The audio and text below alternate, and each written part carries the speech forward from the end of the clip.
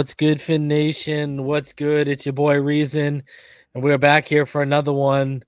Um, it's instead of Victory Monday, it is Somber Monday amongst Dolphin fans, especially us that are involved in the social media, internet portion of this team.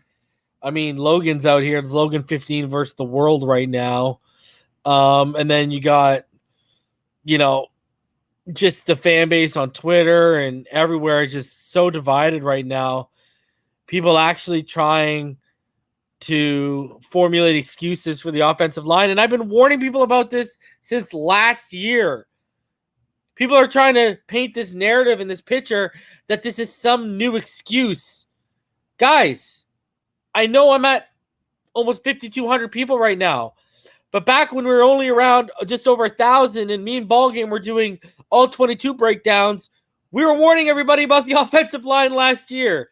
This is not a new theme. This is not a new narrative. I've been saying it. What has my motto been for the 2021 Miami Dolphins? That the offense, and thus this team will go as far as the offensive line takes them. Now, this is also when we had Bernard McKinney, and I thought we'd be a little bit better at stopping the run. I can also now add the linebackers into that equation, potentially. But the offensive line right now is poor. We're going to get into the numbers today. I want you to realize, there's already 140 of you in the room right now. I want whatever you're doing, stop typing, stop talking, stop looking at your loved one, whatever you're doing, and focus on Reason right now. We allowed 34 pressures yesterday. 34. I want you to realize that last year alone, Tua on 290 attempts had only 95 pressures. Okay? They in one game, they allowed the quarter of the pressures they allowed against Tua. And Jacoby Brissett is a veteran quarterback. He's been in the league for how long now? He's been a starter for how many years now? Multiple years. He was having problems because this is what people are failing to realize. And I had a long discussion with the legendary, the great, the amazing Richmond Webb today, the Hall of Famer. Basically, it's very simple. And if you watched Brian Flores today, Taylor Decker just lost his job. Sewell is a wall. 199. Appreciate it. Yeah, Sewell's a beast, bro. We won't go there though right now. If you realize what happened, okay, on that second sack, where the DB was coming off the line, what happened? All right, it wasn't an overloaded side, so it wasn't technically a hot route. What happened was the running back went up the interior and combo blocked in the middle on the linebacker. What really should have happened was that running back goes up the middle, the guard and the tackle fan out, or the running back is kicked off and he's the one who blocks the safety coming off, the extra man coming off, which is exactly what we said yesterday during the stream. And the whole thing that here is that was literally 2 plays for Tua to identify the blitz. Okay? And what did Flores say today? Flores talked about, because we talked about it yesterday, it's also on the center to slide protections, to ID, and to recognize. It's also, hey, the center, that's why I've always called. Why do you think I wanted Corey Linsley?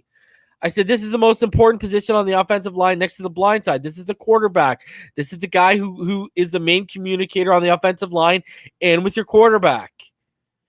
And Brian Flores today said that there was miscommunication between the quarterback and the center. And what was my biggest worry about Michael Dieter? What did I tell everyone was my biggest worry about Michael Dieter heading into this season if he was going to be our starting center? What did he say? What did I say? I said the guy's ability to ID, mics, blitzers, to recognize stunts, loopers, to call slides and protection, to do all this stuff. Live action. He's only ever been a guard. He hasn't played center since 2016 in college, where it's not that where it's not defenses you face are not nearly this complicated. And just like I said to people, I wouldn't worry about him snapping the ball. It was all the intangible stuff that comes with the position. I mean, look at how good Creed Humphrey of a prospect Creed Humphrey was, and he struggled mightily yesterday before I fell asleep from what I saw in that Ravens game. But yeah, like people don't realize the offensive line, the communications and the IDs and the pickups happen up there too. This is not on one person. And first of all, it was only really two that he was responsible for. So, I mean, the overblowing, and then people are like, well, I'm seeing Herbert comparisons. First of all, Herbert's not a Miami Dolphin, so why are we talking about Herbert? Well, you don't want to talk about Burrow because Burrow don't fit the narrative because he threw 3 interceptions on 3 straight passes? What do you want to talk about Herbert? Herbert had a better rookie season. There's no argument. But there were clearly things he had that Tagovailoa didn't. Oh, what would those things be, you ask? Well, let's go back to this chart. Herbert had 2.69 seconds to throw. Tua had 2.55. Tua was consistently having to throw into tighter windows, and he had a higher aggressive throw rate. And Herbert's receivers had almost an average of 1 yard more per separation. Not to mention Herbert threw the ball 300 more times. Did Herbert have a better rookie season? Sure. But he played more. And yes, the offensive line he had around him wasn't good, but pass blocking wise, they were better than what we had. Where they struggled was the running game last year. Now, Herbert was pressured for about 40% of his dropbacks. Tua was pressured about 35% last year. So they're not even that far off.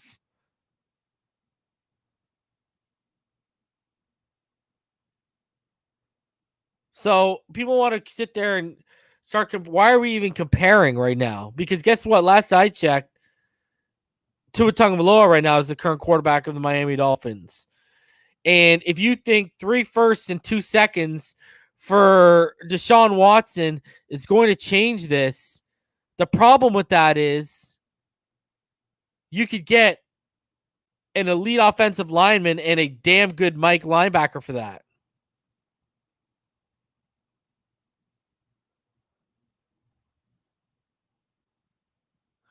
And guys, do you realize, I want you to realize something. Do you realize yesterday that first play that they blitzed us on and that they hit us on? Do you realize that was the exact same play we ran to start the offense, our first offensive drive against the New England Patriots last week? We literally put that play on tape. They literally knew what they were seeing. They had already saw it on tape. They knew how to attack that play. And let me ask you this. And I want y'all to think about this for a real sec. I want y'all to think about this for a real second. And yeah, and Michael Pulisic is 110% all right. All these people that are going to bat for Herbert, 99% of them didn't even want Herbert. They wanted Derek Brown, Isaiah Simmons, Andrew Thomas. They wanted one of those players, all right? Or they wanted Joe Burrow. They didn't want Herbert. Michael Pulisic makes a damn good point. But let's continue on, right? But now Herbert fits their narrative, so use him, right? Why not? But yeah, Miles P, you're part of the 1%. So let's circle back here for a sec. This offensive line. I want people to remember me and EM put out a show at the beginning of June. We posed and we went in depth on the question of, did this regime maximize their resources to the fullest potential? We asked draft capital wise and financially, because remember, they spent about $260 million last year. $150 million of that is already out the door. Not even on the team any longer. Not even relevant to the situation. Now you want to go spend 3 firsts or 2 seconds. I'm not talking about the Dolphins. I'm talking about people out there for Deshaun Watson, when all you're doing is eating up more capital. And if that doesn't work out, because here's my thing.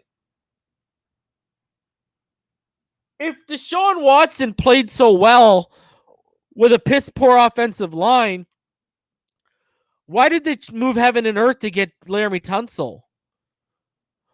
Why did they allow Chris Greer to commit highway robbery? I mean, what he's done with the selections is a different thing.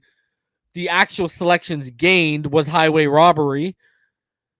If Deshaun Watson was so good with an inept and mediocre at best offensive line, why did they move all those assets for Deshaun Watson? Better yet, go on top of that. You can combine all 5 of our starting offensive linemen right now, and you still don't get one single Laremy Tunsil. I said this yesterday. You do not have a single first-round talent on this line. You have a bunch of third-round talent to sixth-round talent at best right now, okay? And Austin Jackson's playing like a UDFA, filling in for someone on injury. Let's be real with this, too. See, everyone wants to face value, but no one wants to talk about the context, do we? Because you know what the context does? It kills these narratives. And shout out to Daddy Dean for the $5 donation. The context kills these narratives. Kills them. And what's even better is a portion of you haters are a bunch of people who came up everywhere and were saying Josh Rosen didn't get a fair shake. Josh Rosen didn't get a fair shake. Well, last I checked, Tua Tagovailoa started 11 games, but only played in 10 of them. All right? So yet, you think this kid doesn't have it after 10 games when he's flashed more than Josh Rosen ever did as an NFL starter? Ridiculous. Absolutely ridiculous, man. And you know why I'm going to keep backing Tua Tagovailoa? And I'm going to tell you why. Because all of you boneheads, watch, he's going to go somewhere else. They're going to get him an offensive line. Like, do you realize what Kyle Shanahan could do with Tua Tagovailoa in San Francisco? Do you really realize that?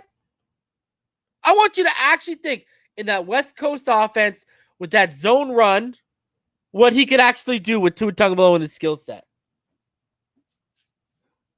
The point of this rant is Tua is not the problem right now.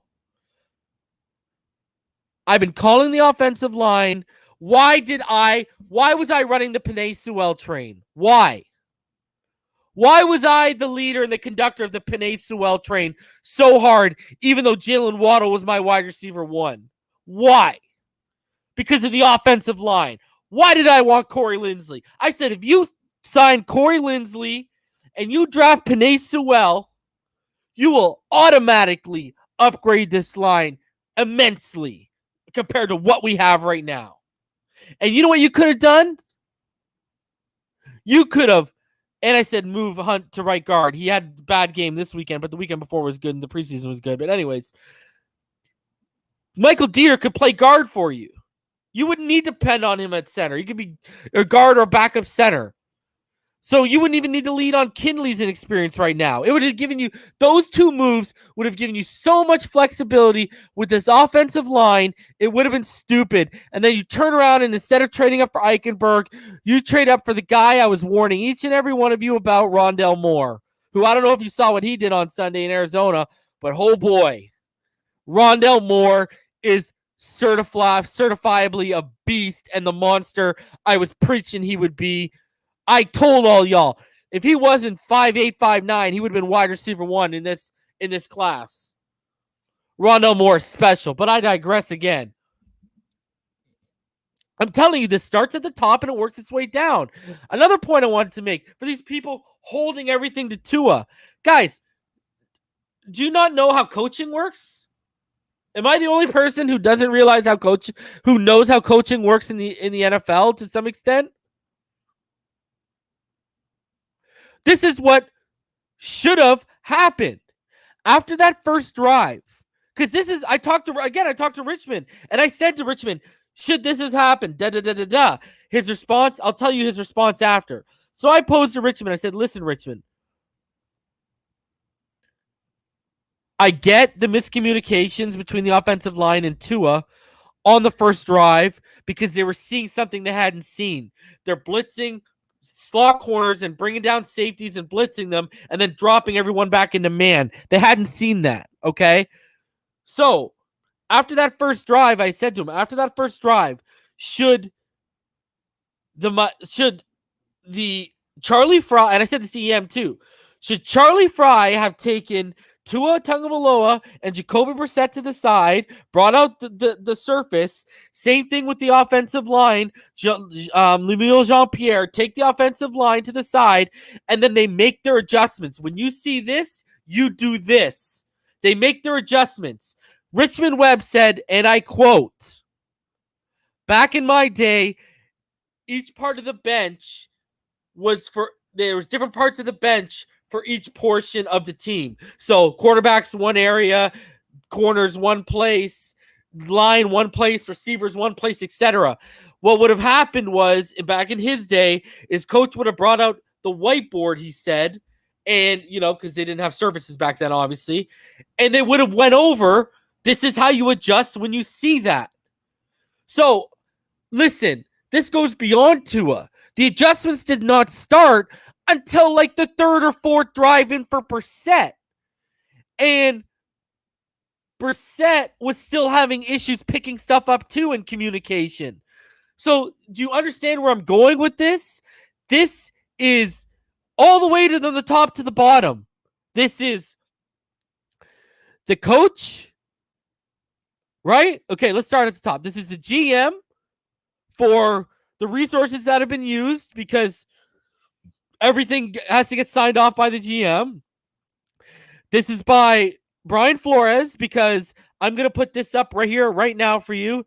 And shout out again. I had another donation. Daddy Dean, let's do this Fins early 101. We would have took that all day 3 weeks ago. Yeah.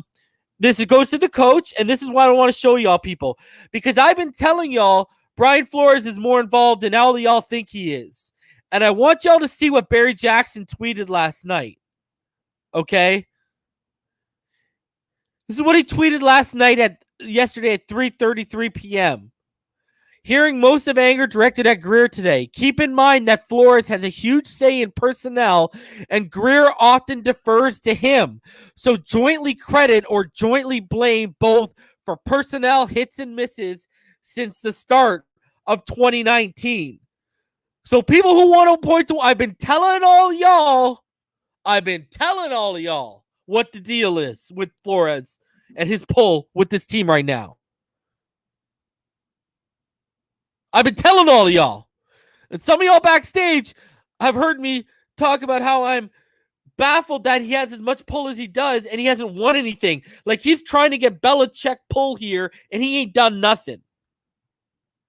But I get it. He has a scouting background, right? So I get why Greer would defer to him. But Greer, I mean, you got to do your job a little bit here. That's why they pay you the big bucks. I mean, shit. Like, you got to be able to step in and say, okay, I like this guy more. Now, I do think that's what happened with Tua. But anyways, that's a different story for a different day. So it starts with Greer. It goes down to Brian Flores, because not only the personnel, but the execution. And I'm telling you, I've told y'all from the minute, the reason why you've seen literal regression in Austin Jackson and why you've seen things go real amok is the personnel on the coaching staff.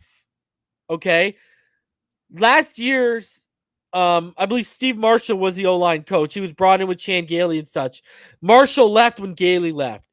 Lemuel Jean-Pierre, who was an average interior lineman at best in the NFL, he was the assistant low-line coach. You have a rookie. I've been telling you all this. You have a rookie offensive line coach coaching a bunch of young guys. I've been saying this for months. I've been literally saying this for fucking months. No one has brought more evidence to the table than reason about this offensive line and how it could hinder us this year. And people are pointing the blame at the wrong people. Okay, so anyways, Greer goes into Flores, and then it goes into Lemuel Jean-Pierre because clearly he wasn't doing his job in between drives. It's the same reason. Why was Josh Allen getting beat so bad against the Pittsburgh Steelers? Because they were leaving Dawkins. I told you all this in my preview. They were leaving Dawkins on an island, and they were sliding 4 towards TJ Watt. And Dawkins was just getting manhandled by Melvin Ingram. They got stubborn, and they didn't adjust the protections. Same thing happened here. You needed to adjust the protections, and you needed to educate the quarterback grouping, the running back grouping, because the running backs are supposed to pick up stuff by themselves as well. The communication is supposed to go all along there. People don't realize that. People think running backs just stand there and get the ball. They're supposed to pick up stuff like that too.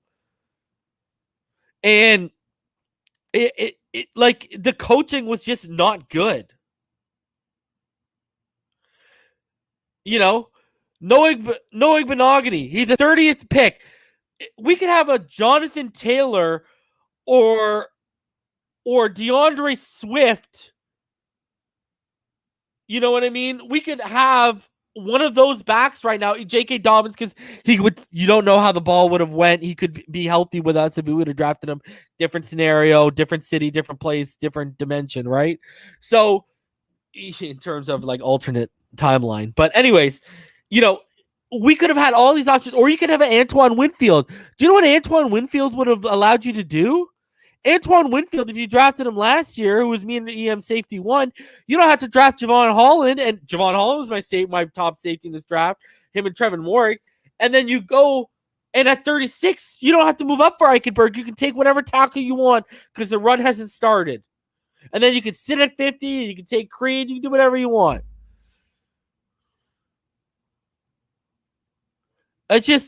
I'm telling you, you are seeing a crack in the foundation. 34 pressures. I want you to realize this. I'm going to say it again because there's 307 of you. We allowed 34 pressures yesterday. Right now, after one game, Austin Jackson is tied for 4th in the NFL in pressures allowed. It took one game with 8. He allowed 8 pressures against him. Jesse Davis is 5th in the NFL. He has 7 pressures against him in 2 games. And Eichenberg is tied for 6th in the NFL with 6 pressures against him in 2 games. Do you realize that? I want you to think about that for a second. Let that resonate. Let that resonate. We have the 4th, 5th, and 6th guys in terms of pressures allowed right now on the offensive line, and we just allowed 34 pressures in one game.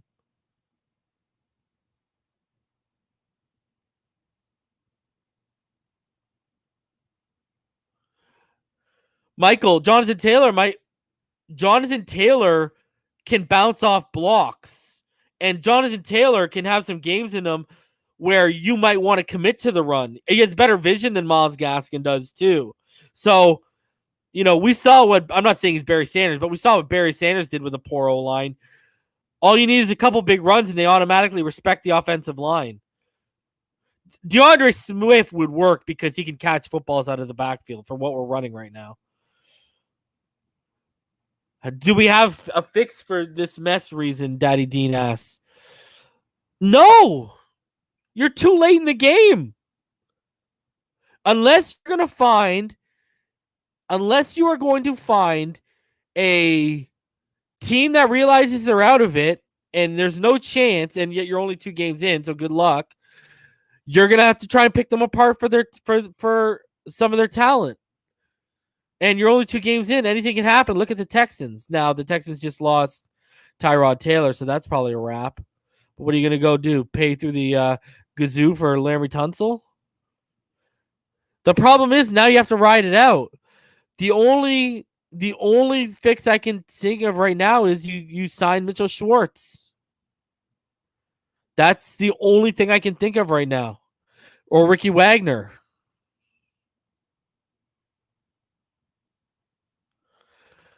I don't know.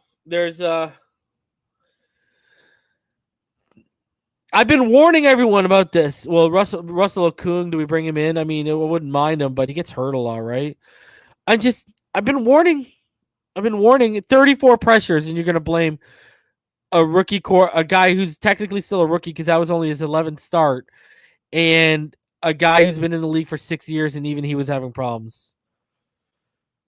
Ball game's right. They overachieved last year. I don't know. I don't have the answers for this right now. Like there's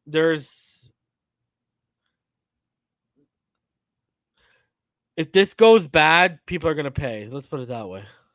I truly, I asked Omar Kelly when I had him on if how it would roll if this team won 5, 6, 8 7 games. And he said no.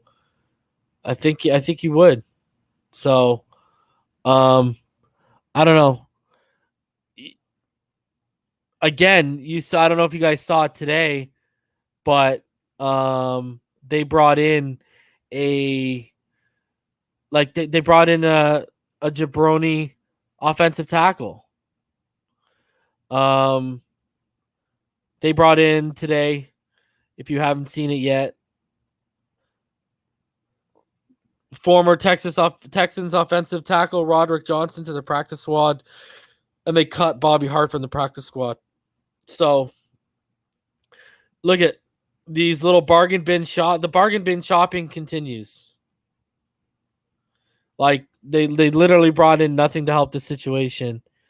And Chris Kaufman of 3 yards per carry suggested today that maybe the fix is going to be they sit one of the guards and they start Greg Manx and they have him next to Dieter, helping Dieter with the protections and stuff like that. So I wanted to show you guys something, though. I wanted to put everything into reality here for you guys. I might get demonetized, but fuck it. I'll just clip it out if I have to.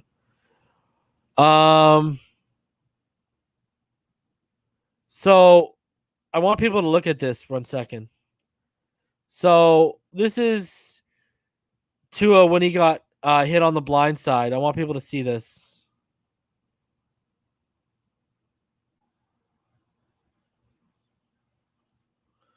He had 1.97 seconds.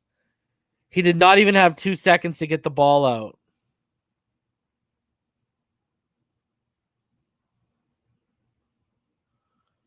And Michael brings up something. I brought him up before, but did y'all know that Jermaine Illuminor right now is the starting right guard for the Las Vegas Raiders?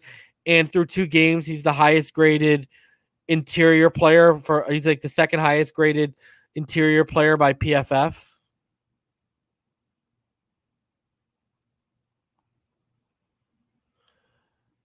Like this, they don't know how to recognize talent right now. I'm sorry. Anyways, back to what I was showing you guys. I want y'all to look at Jesse. He goes in for a combo, and then he comes down to his kick slide, and his feet are too slow, and he's just destroyed. 1.97 seconds. Not even 2 seconds.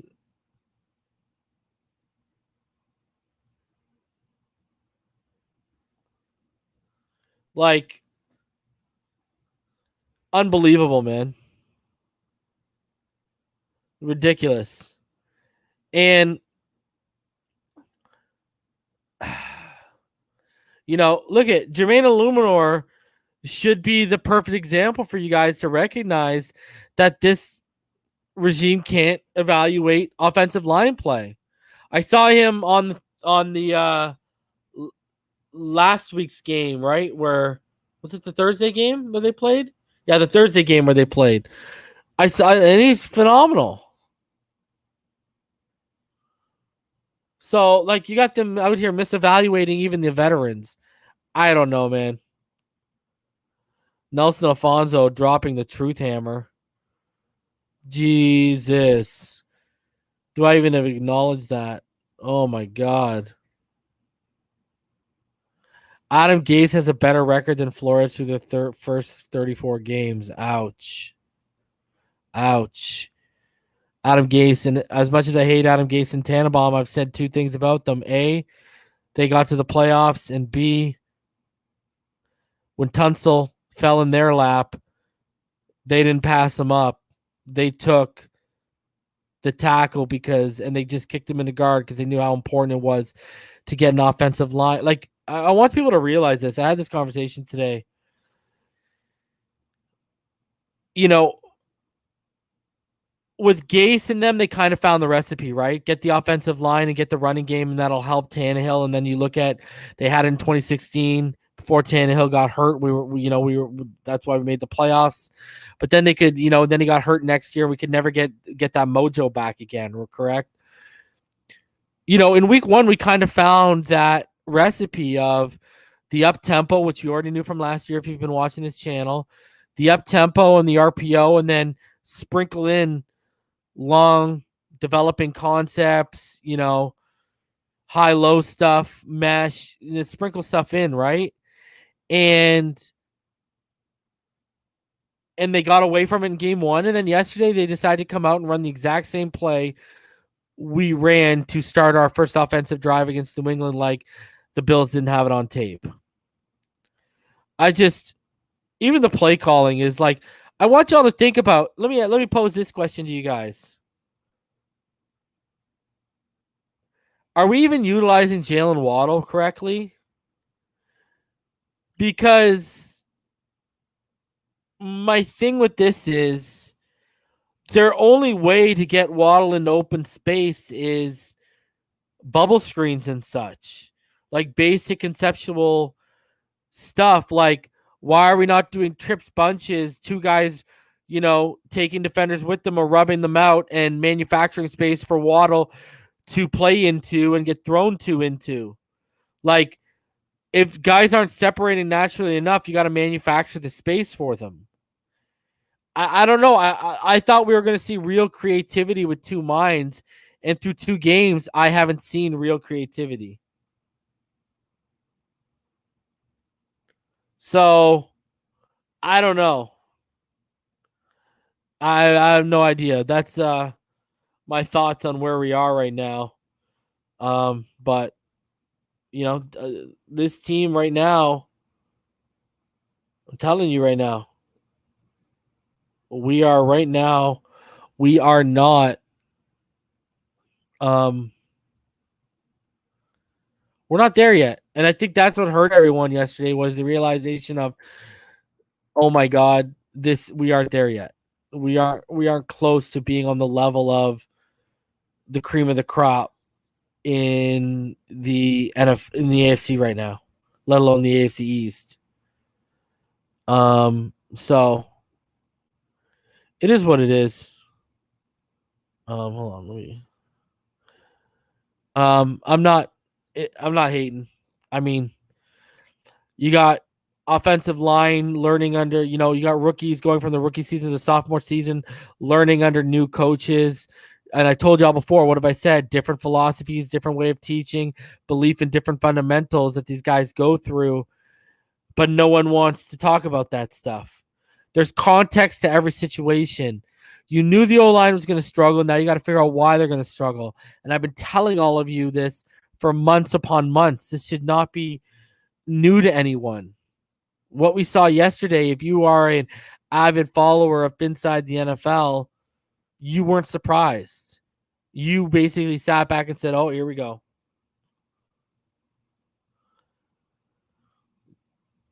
So I mean, and you got to understand, after the first drive,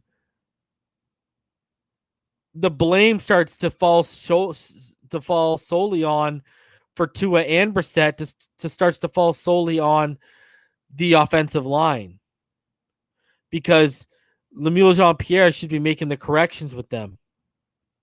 They should be communicating. They should be seeing things.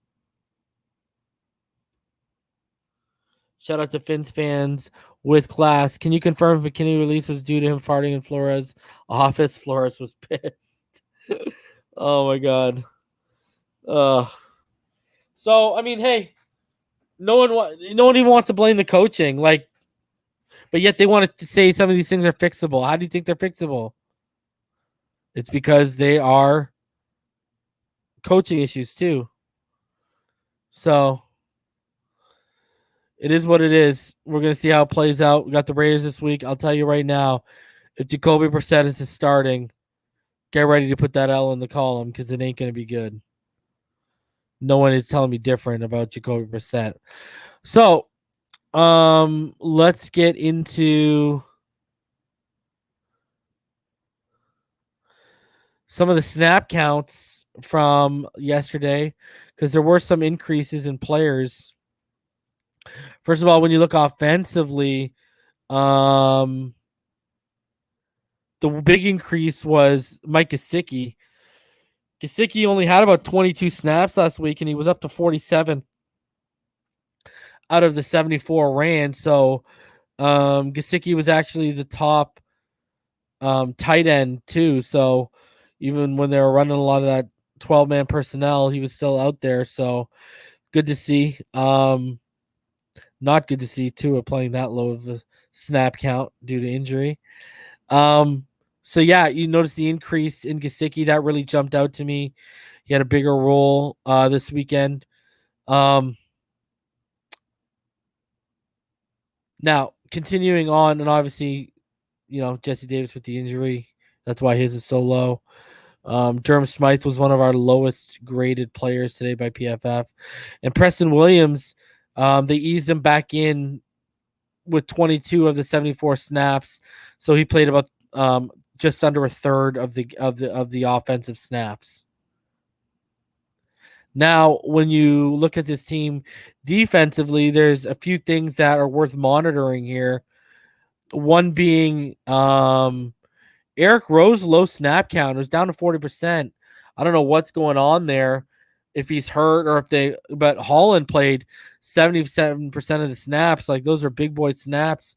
Holland was out there playing yesterday. He's getting close to starter numbers, right? So, I mean, he had the fifth highest snap count. So, good to see Javon Holland starting to get in there, and obviously he had the takeaway with the fumble recovery and such yesterday too. So, Jalen Phillips only playing about 28% of the snaps, only getting 18 snaps.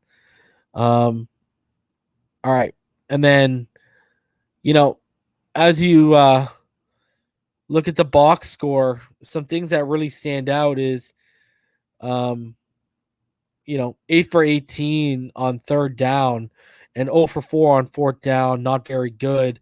Scary thing to me, I said it yesterday, is, we averaged 2.9 yards per pass, and yet we averaged 3.6 yards per rush. So not very good. We lost 37 yards because we were sacked 6 times.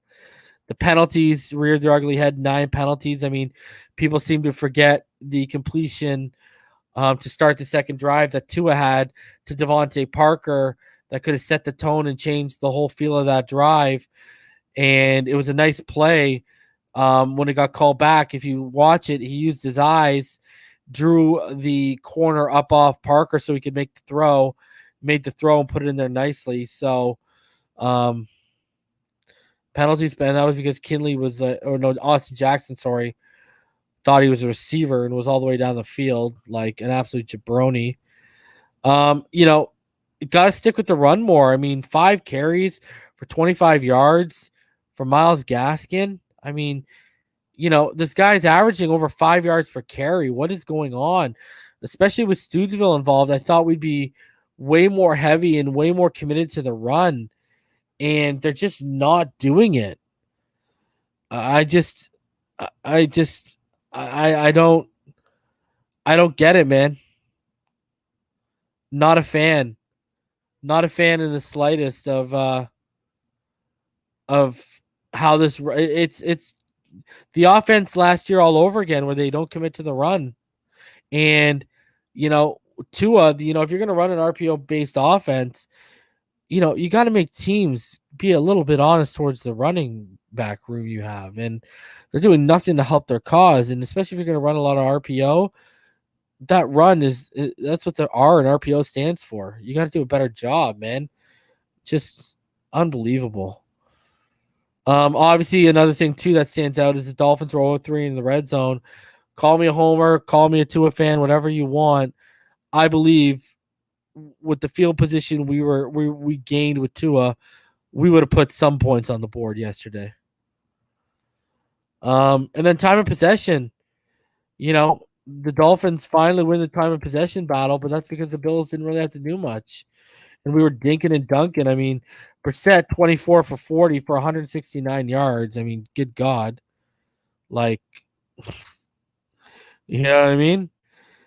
Man. So Jacoby Brissett was averaging 4.2 yards per attempt. So that's not very good. Fins with class. Do we bring in Newton? Our receivers are running routes for no reason. The offense needs to step up ASAP. Flores will lose a locker room. No, you do not bring in Cam Newton. Got to ride with what you have. That's what sucks the most here. Maybe activate Greg Little and make Austin Jackson inactive and start sending some messages. That might be where it needs to come. Cam's washed too. I hate to be the one to say it. Actually, no, I don't. Never been a big Cam fan. So let's look at some of the PFF grades from yesterday. We got some stuff to go over here. So offensively, Robert Jones, he only played 7 snaps, but he was our highest graded, player. But I don't really count that. So Jacoby Brissett was technically a highest graded player with a 70.1. Just shows you how the rest of the team was and looked on tape. Gesicki was number 2. Waddle was 3. Ethan Carter was 4. I'm talking about over 10 snaps. That's why I'm not counting Robert Jones. Eichenberg was up there at number 5, but low numbers right there. And, I mean, you see Eichenberg, 54 pass block, 69 run block. So, not good. You go all the way to the bottom here. Jesse Davis with a 43.3. King Grant only played 7 snaps, so I don't even count it, but he managed a 29.2. Good for him. Salvin Ahmed, Durham Smythe, and Albert Wilson, and Solomon Kinley round out your top 5 lowest graded offensive players for the Dolphins. Robert Hunt just missed by the skin on his chin, right? So just missed out. Now, when you look at the defensive grades for the Miami Dolphins, and I mean, kind of backs up what we saw yesterday. I'm not gonna lie. Good on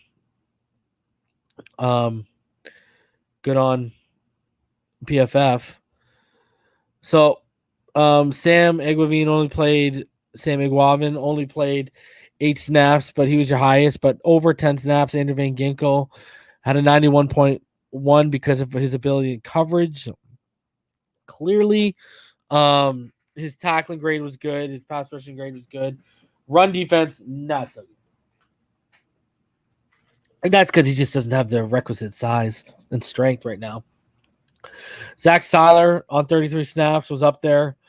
Xavier Howard, 82.3. He was right up there. Javon Holland, 77.5. Aroa, 76. Wilkins, 74.9.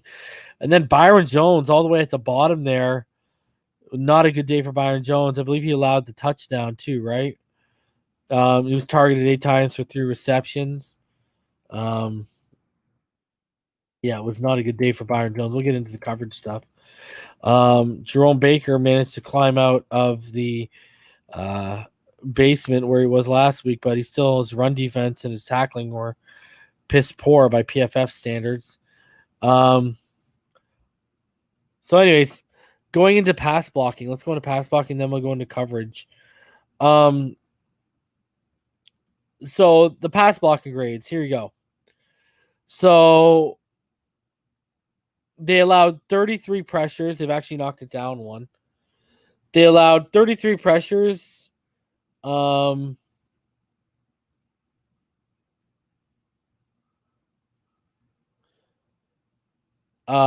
pressures were allowed. 28 hurries, 5 hits. So if you go by just the offensive line,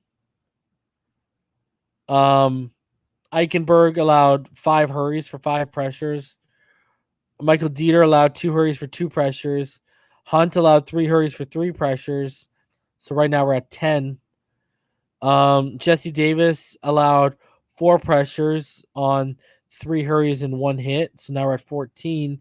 And Austin Jackson allowed 6 hurries and 2 hits for 8 pressures. So of the 33 pressures allowed, and Solomon Kinley allowed 4. He allowed 4 hurries, so for 4 pressures. So, I mean, if you do the math, right, that's, let me do the math real quick. That is 10. That's 26 pressures of the 33 allowed were on the offensive line specifically. That is not very good at all. At all. I mean, it's right there in front of you. Not good. Not good at all. Look at that. Mike Gesicki was out there for 40 passing plays, only pass blocked on 1 play. That's hilarious. But yeah, I mean, look at Myles Gaskin too. We saw him get blown up. He allowed 6 pressures. Your running back allowed 6 pressures. The crazy thing is they didn't credit any of the 6 sacks to our offensive line. So that tells me they either credited them as team sacks or they put them against Brissett and Tua. So interesting. I'd love to hear an explanation on that from PFF. Would love to hear an explanation on that. Not good though. Either way, not good. So in terms of coverage, how the Dolphins looked, Stephon Diggs got shut down by Byron Jones. But it was Emmanuel Sanders.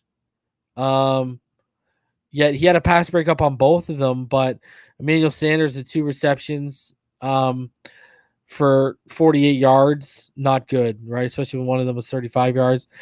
Xavier Howard lined up against Stephon Diggs, and he allowed 53 yards on 3 receptions and 6 targets. And he had allowed a touchdown and had an interception. Isaiah McKenzie got shut down when he was against X. Justin Coleman, 5 receptions on 6 targets, not that great, but he held them to minimalistic stuff, only allowing 21 yards on those 5 receptions, so that's good. Yards after the catch, he allowed 25 yards after the catch. That's not so good. Jason McCourty didn't do too bad of a job on Dawson Knox, except that touchdown he allowed. If he didn't allow that touchdown, it wouldn't have been so bad at all. Jerome Baker, he somehow, he didn't manage really good in coverage. He allowed 3 receptions on 3 targets for 30 yards.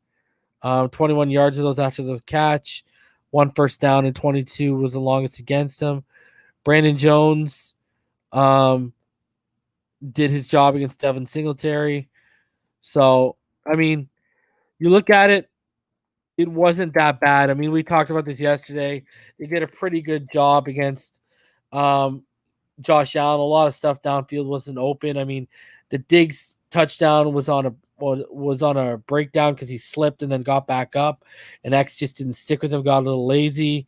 Now, I know McCourty on that Dawson Knox one would like to have that back because Knox is wide open, but the defense wasn't who let us down yesterday. It was totally on the offensive side of the football, from coaching down to the players. I mean, you're lying to yourself if you want to put it on one person. Let's be honest here.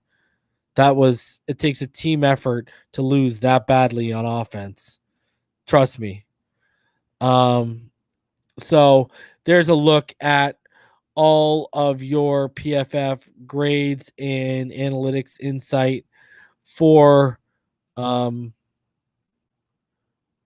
yesterday's game against the New England Patriots. Now, let me see here. Let's take a look at. I wanted to take a look at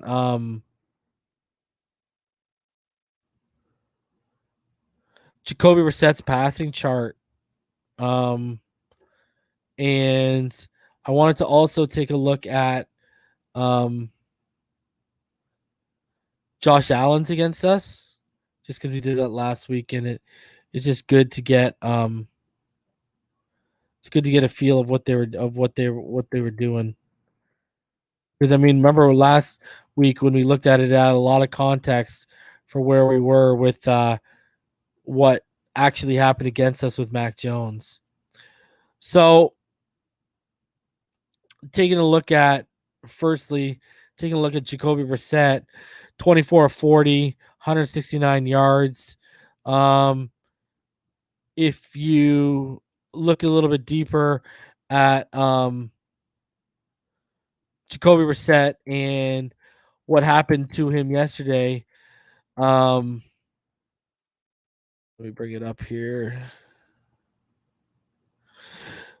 So he averaged about 2.73 seconds in time to throw. Tua averaged about when Tua was in there, he had about, let me look here. Tua had 2.47 seconds on average in week 2 to throw the ball. If you look at Jacoby Brissett, he did all this with about 2.61 seconds to throw the football. The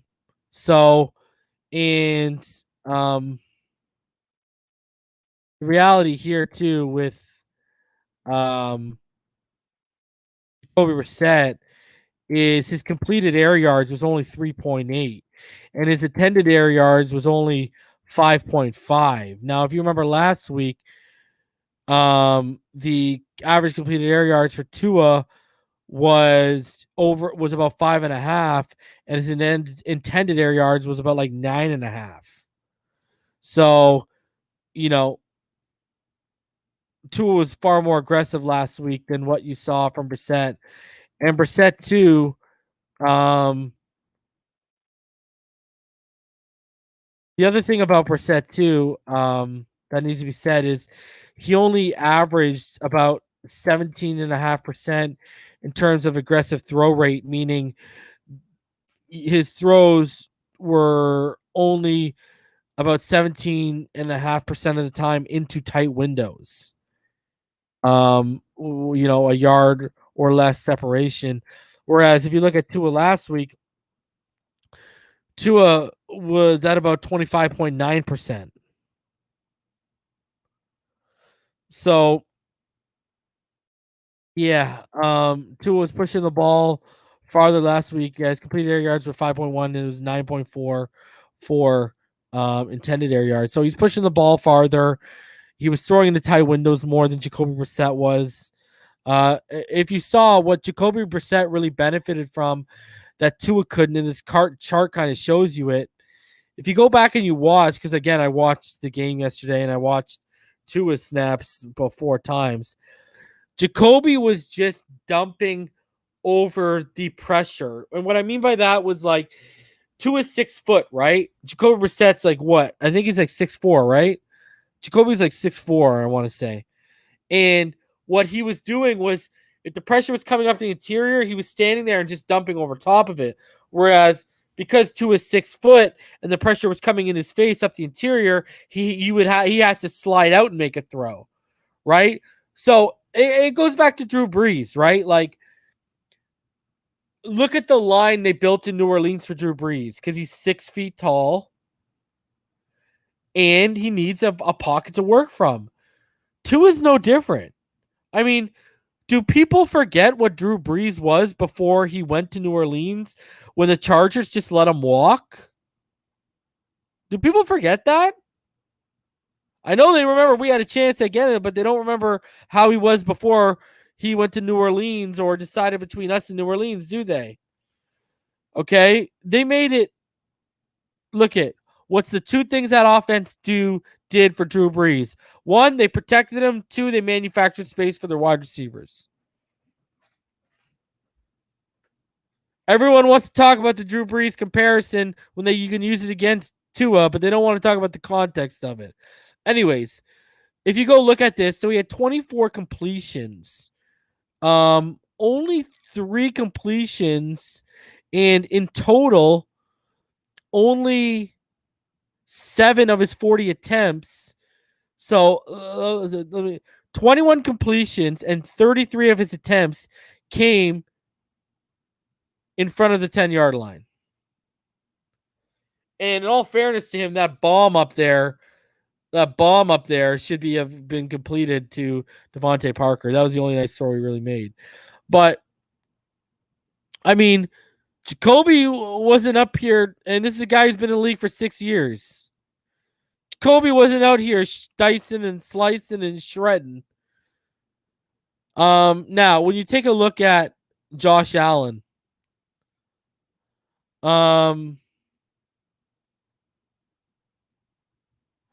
Josh Allen was taking his fair share of shots when he had them. Now he's 30 of 51. And what's crazy is, I mean, look at he's taking shots. 40. He took 2 40+ yard shots.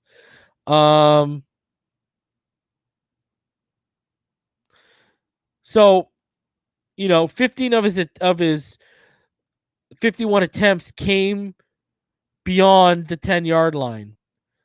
Like he took a lot of what we gave them, but more than that. 16 of his attempts came, I believe, if my math is correct, came beyond the 10-yard line. So he was pushing the ball a little bit too here. The only thing was it wasn't working a lot. I mean, he only had 5 completions out of those 16. So 6 completions out of those 16 attempts. So that tells you 24 of his completions came in front of the 10-yard line. So the defense did a really good job on Josh Allen yesterday. Seemed a little inflated there by the end, but for the majority of the game, they held him around 150 yards. So good play by the defense, not giving up anything long for a guy who was clearly taking shots. Continuing on, some good news today. And that's Will Fuller is back in the facilities, and Will Fuller is now, from what I'm understanding, no longer contemplating retirement and reared up and ready to go. Now, I caught some flack because on Twitter, I told y'all on Friday when I told y'all exactly what I was talking about, I gave kind of a vague little description. That's because I told y'all I didn't want to go on Twitter because I know how these hounds are and say, he's contemplating retiring without knowing why, because I couldn't figure out the why. I wasn't being told the why, but it could be as simple as he just want to give the money back. We'll know more by the end of the season when if he goes and they part ways or whatever. But he's in a better headspace. I was told he was in a bad headspace, and that's why he's contemplating retirement. But I wasn't told why. So Will Fuller is going to be out there, but guess what?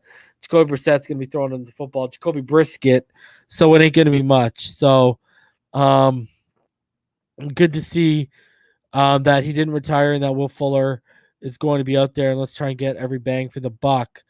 For all of you wondering about the status of your quarterback one, so Tua Tagovailoa underwent further tests this morning on his bruised ribs, and my understanding is those didn't reveal any major issues.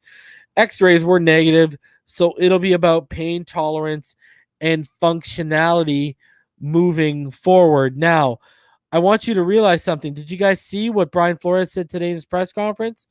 Brian Flores said Tua was trying to go back out there. All right. So, um, he, Tua, the competitor in him wasn't letting him roll over, and Flores told everyone that Tua was trying to get back out there. So, and if you want the exact quote, I think I have it on. I think I have it right here. Let me just find this.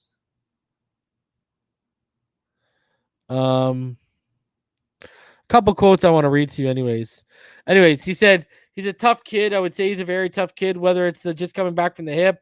I think he had a thumb injury last year he played through. He tried to go yesterday. Toughness isn't something that we question with him. He's going to do everything he can to get back on as soon as he can. I have a lot of confidence in that. No, he's a tough kid for sure. So back to the IDing stuff. This is what he said. In terms of a lot of those blitzes that were coming off the edge, how responsible were the tight ends and the backs in those situations? Also, what were the receivers' roles in terms of their hot routes? We'd have to talk specifically on some specific plays, but there were some hots and slight adjusts that we didn't throw that we should have thrown.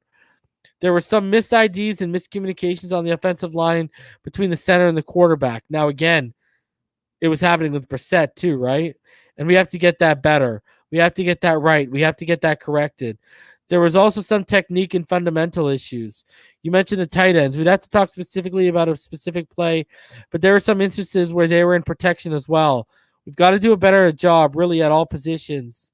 Sights, sight adjusts, and hots, like you mentioned, that's part of it. Identification, they don't make it easy. Nobody makes it easy. But we have to be able to see it, recognize it, make the right ID, and get it blocked. So he basically telling you it's a collective effort. It wasn't on one player. So,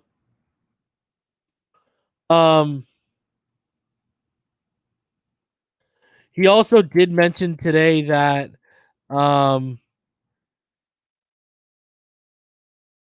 they asked him about flak jackets and such, and he said that's, I think, something we would look into. To be honest, I don't have a lot of familiarity with flak jackets. I think sometimes it's personal preference for some guys who have dealt with some rib type of injuries. Some guys just like to wear them for an extra layer of protection. I think that's definitely something we would look into. Yeah, I think we'd look into it. You can also give them the shot. It's all about pain management and tolerance right now. So, I mean, what can you say? I mean, people don't realize that your ribs protect your lungs, so it can affect your breathing, right? And he did say that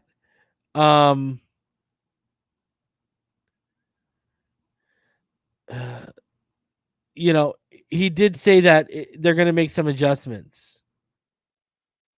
They asked him about Austin Jackson. He said he's got to play better. I think I can't put any plainer or simpler. He's got to play better, and he's not alone.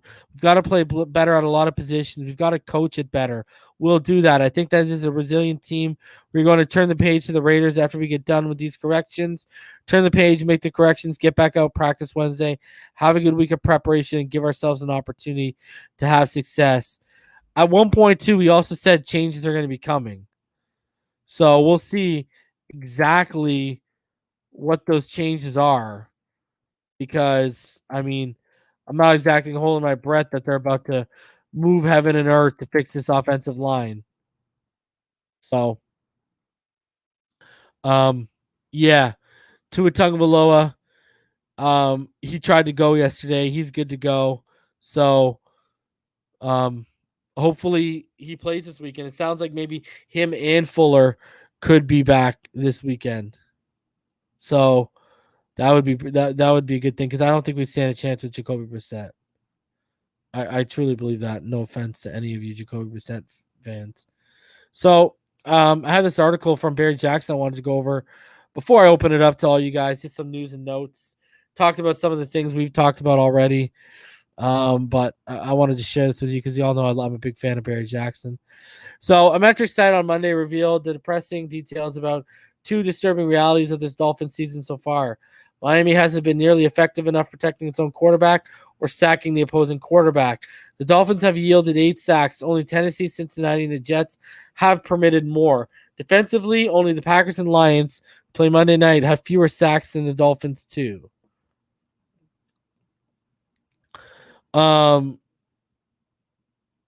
So here we go. Some details on how players responsible for jobs fared Sunday. Jackson allowed the 8 pressures.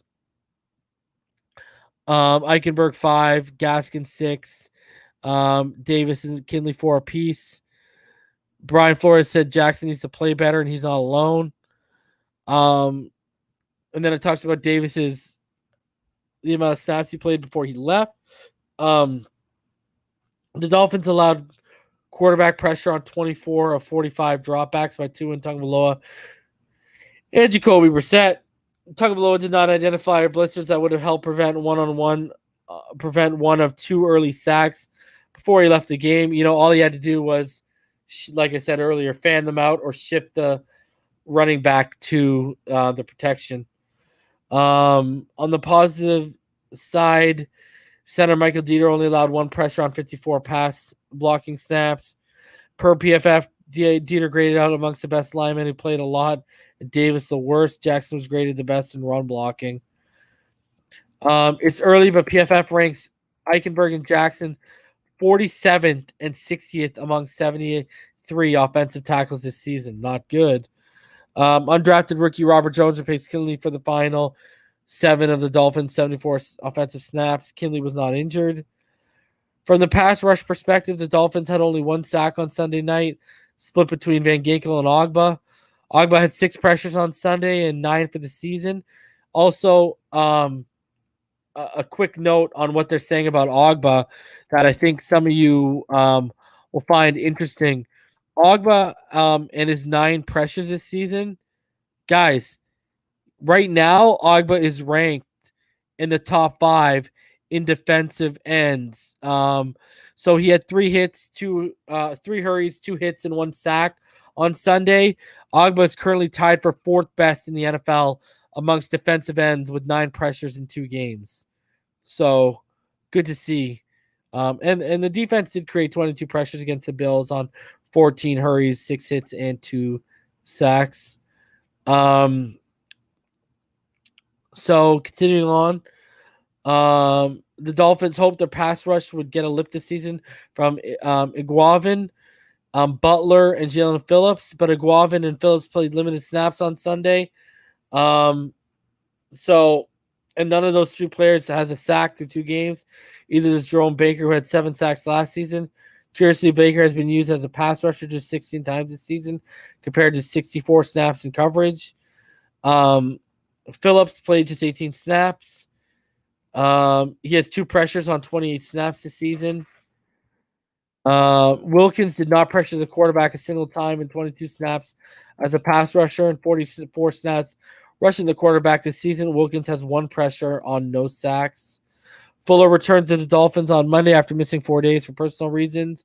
Flores expects him back permanently at this point. So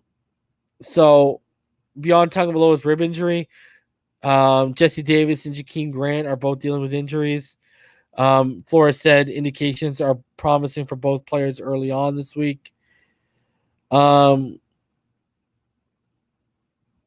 they talk about Eric Rowe and his limited snaps compared to Holland this weekend. And Flores said Rowe's a big part of our defense, played well. We played it a little differently. There are different defensive packages we come up with on a weekly basis. We're trying to come up with the best group for a particular opponent. Butler replaced defensive tackle Raekwon Davis in the starting lineup and played 47 snaps to Jenkins 18. So they're using Butler kind of out of position, but they probably feel they get a better pass rush from him. So yeah. And then obviously it goes over the coverage we've already gone over. And then it talks about the roster move. So guys, I don't know what to say. On to the Raiders, I guess. I'm going to go ahead. I'll drop that link for you guys.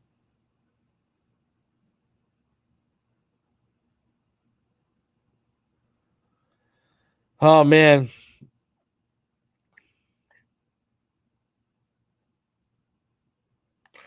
Yeah, I'm not really worried about Phillips. Phillips will be fine.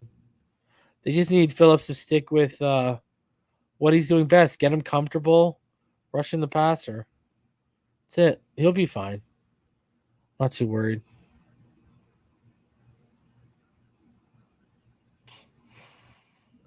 The Sith Lord of Dolphins YouTube. What's going on, bro? Yeah. What's up, man? Apparently, I'm some kind of a Dolphins Illuminati, Darth Logan. Conspiracy theory trying to break up everybody. Look, man, that's ridiculous. It's sad, too, man. It's sad. Well, I mean, I had a conversation with EM, and me and EM, and I can speak for EM with this, we both vouch. Logan's always been stand-up guy with us, and I mean, hey, whatever problems people have with him, that's just like the problems people have with me. That's our own fucking business, but Logan's a good guy from where I'm from, guys. So, I mean, yeah, and I do apologize to Larry, and I sent him an email of an apology because I did say, I did call him a name, and it was heat of the moment, and I was drinking, so I made a mistake, man, and I sent him an email. After he sent me one, he said something like, "I don't want your blood money, like get off my channel, or get off my Patreon." And I'm like, "Hey, man, I'm sorry, like blah blah blah." But yeah, I guess he won't let me go on the show, and that's fine. But I had to listen to like 4 hours of him calling me names, so I guess it's okay for him to do that. But whatever makes him feel better at the end of the day. So people are saying I'm digging myself into deep hole. I'm just saying I'm sorry. So there it is. So I don't know, man. You've always been stand-up guy to me and EM, so yeah, there's no issue on this side, bro. It'll blow over, bro. If me and Pete can blow it over, you and Larry can blow it over. Okay, let's be honest with ourselves. Yeah. Martin, what's going on, buddy? What's up, fellas? What's up, Reason? What's up, Logan? What's up, man? What's going on, man? We're ready to stir the pot tonight. I think that's what. Why not? Why not, man? Why not? I'm joking. I'm joking. I'm not trying to. I'm joking. It sucks, man. That's all. Nah, this and honestly, man, this is just a carryover from a rough day for everyone. Everybody is just flustered, dog. So yeah. Nah, don't worry about nothing, man. It like Reason said, it'll blow over as soon as we like beat the Raiders or something like that. Everybody's back to sunshines and rainbows. But right now we're all in the dumps, bro. So but Pyro sees a fire around him and he says this is fine right now. So yeah, man, it was a tough morning, man. Very depressing. And I think it started raining, so it's a somber mood. Perfect.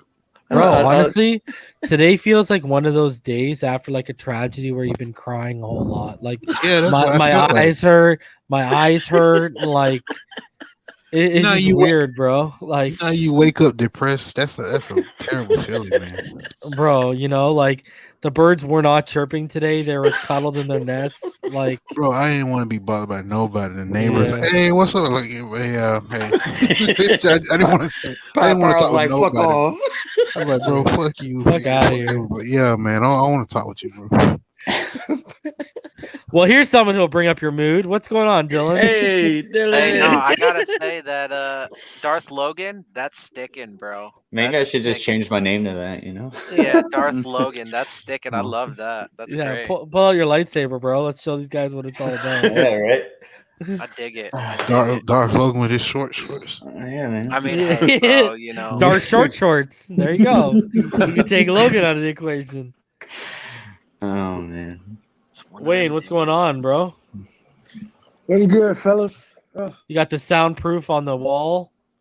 Is that to muffle your screams yesterday?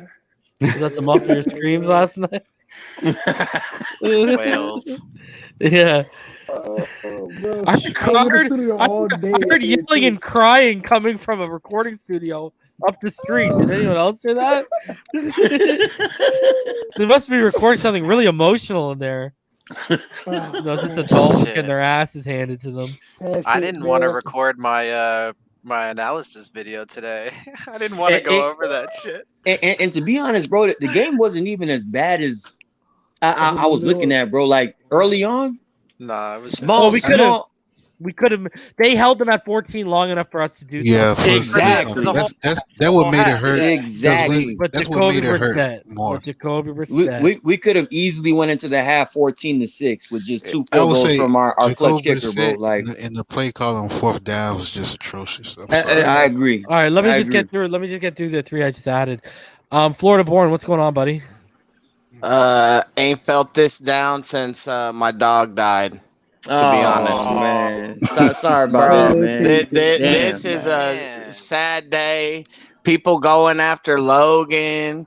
Just our fan base is fighting. It's just it's a free for all out here, bro. Somewhere in the background, Dido's playing right now. Hey, man, stay off of Twitter, bro. It's like a family feud going on, bro. But I had a question. I did have a question though. Okay, hold on. I'll give you the first. I'll give you the first question. I just want to get through the introductions.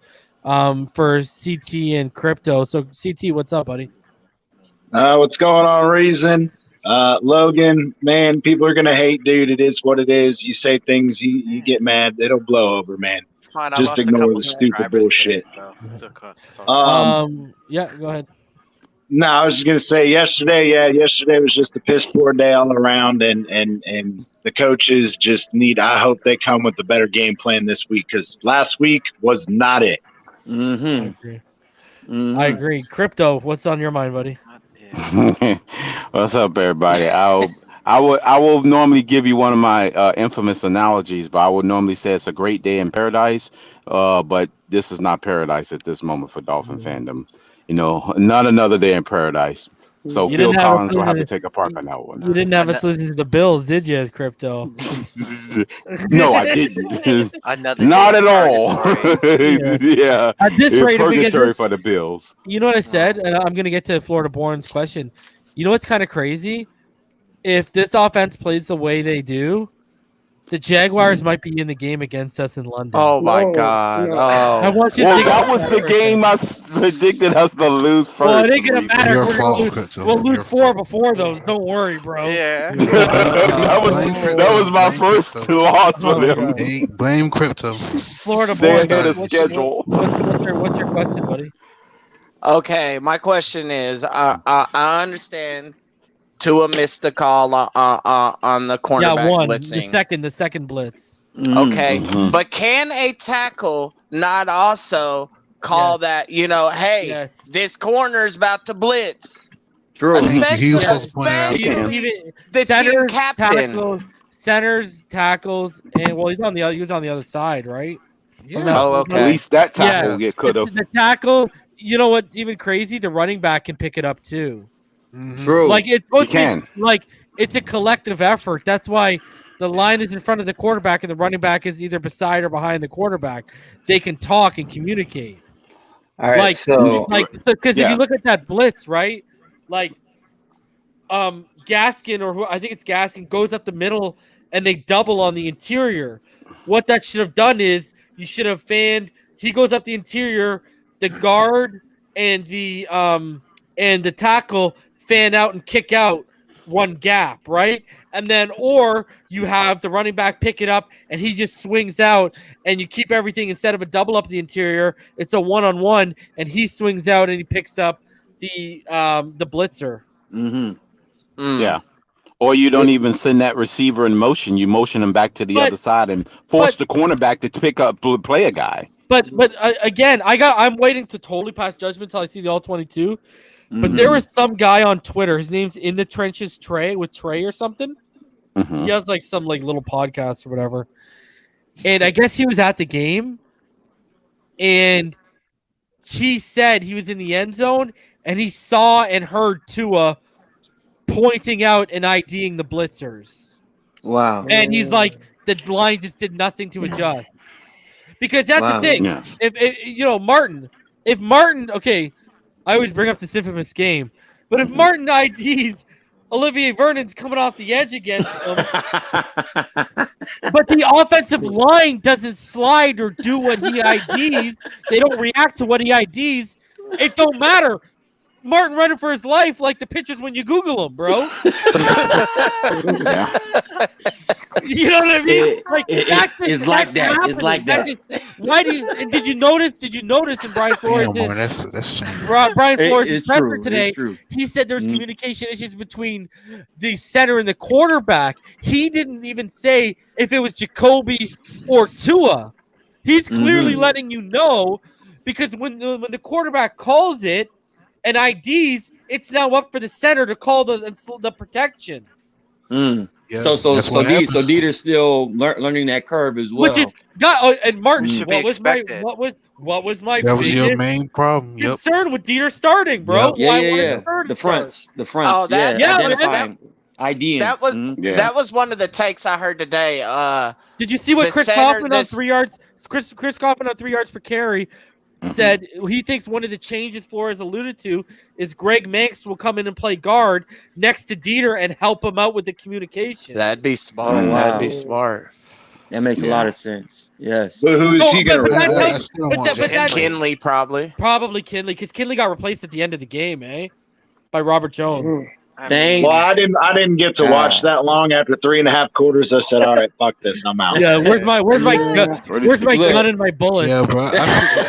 Where's my revolver? You think that's gonna be some kind of? I'm glad you survived the game of Russian roulette, Chris. I barely did. An adequate response. Nah, I had to pull a Logan and go chill with the kids because that was the only thing that was going to make sure I didn't fucking break anything. I said this to Martin and I said this to Em. After that first drive, it's null and void on the quarterback. Now it becomes the coaching.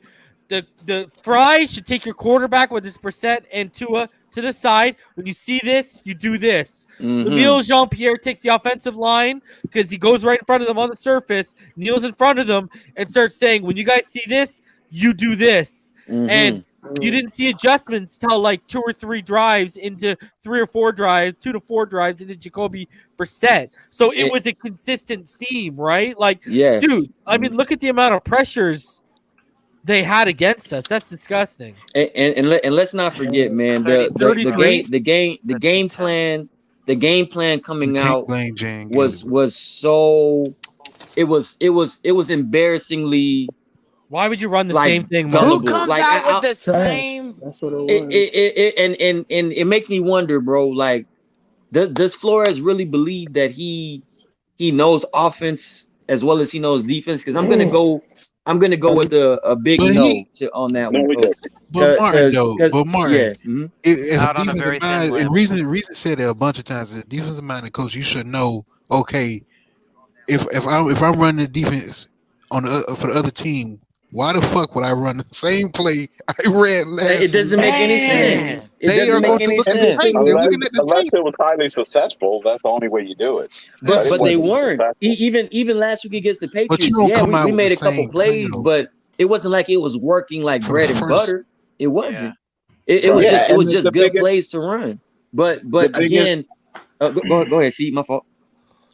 No, I was just saying that my biggest thing out of all of it, that with the lack of coaching adjustments, was, again, we continue to see the pressure, but not only that, they continue that fancy freaking blocking bullshit instead of just lining up man to man and driving it down their throat. Period.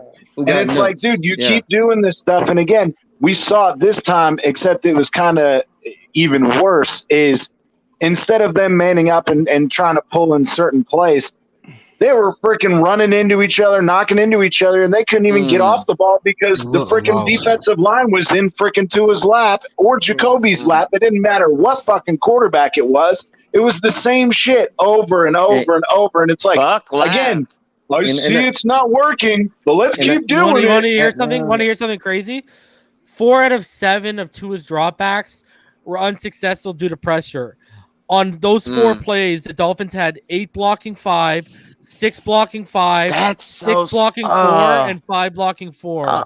Oh my God, bro! That in itself, bro. I mean, When you got more blockers than rushers, and you, oh my god, and you bro! still suck, and you still allow they parted like but the thing is, bro. have you guys seen on Twitter? It was a thread of Jackson, and I mean, his effort was laughable. Wait. I cannot wait for tomorrow night. We are doing all of Tua's dropbacks, and Reason, then I'm going in on the offensive line tomorrow. Reason, you're going to have a fucking ball. Look at Jackson. I retweeted what you put up. Jackson himself is worth.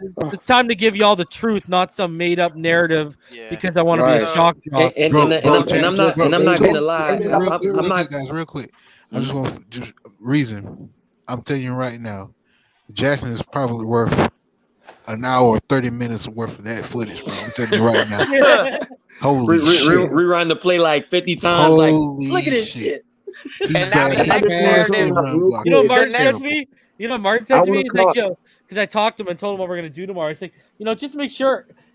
Put something positive in there if you find a positive. What positive? For real? Okay, look at Logan's officially gone to the dark side. Yeah, I know, right? About the narrative Tua, that killed me with the narrative of Tua. Oh, he wasn't calling protections or whatever. My thing is how many times that I call out to them, if they're bringing 7 and we have, 5 on the offensive line and 1 running back in the backfield, but they're bringing 7. It doesn't matter which way they slant the freaking blocking. There's still going to be somebody a free rusher. Yep.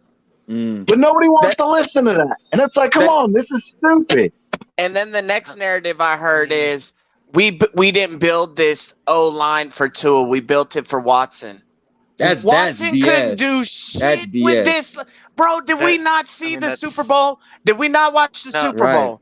Mahomes is the greatest against the blitz, bro. 2 tackles out. He was running for his fucking life. Bro, the problem is they didn't build the offensive line for anybody. They built it for nobody. Like they built it to not be there. Right? Dude, and that's what we were screaming. See, here's my rebuttal. My rebuttal to that whole narrative is they built the offensive line. So where's our Larry Tunsil? Right. Wow. Don't trade for him. Say that. Like, I'm just saying if we built for Watson, if Watson was so productive, people forget the torn ACLs. They forget the broken ribs and punctured lungs. They forget that.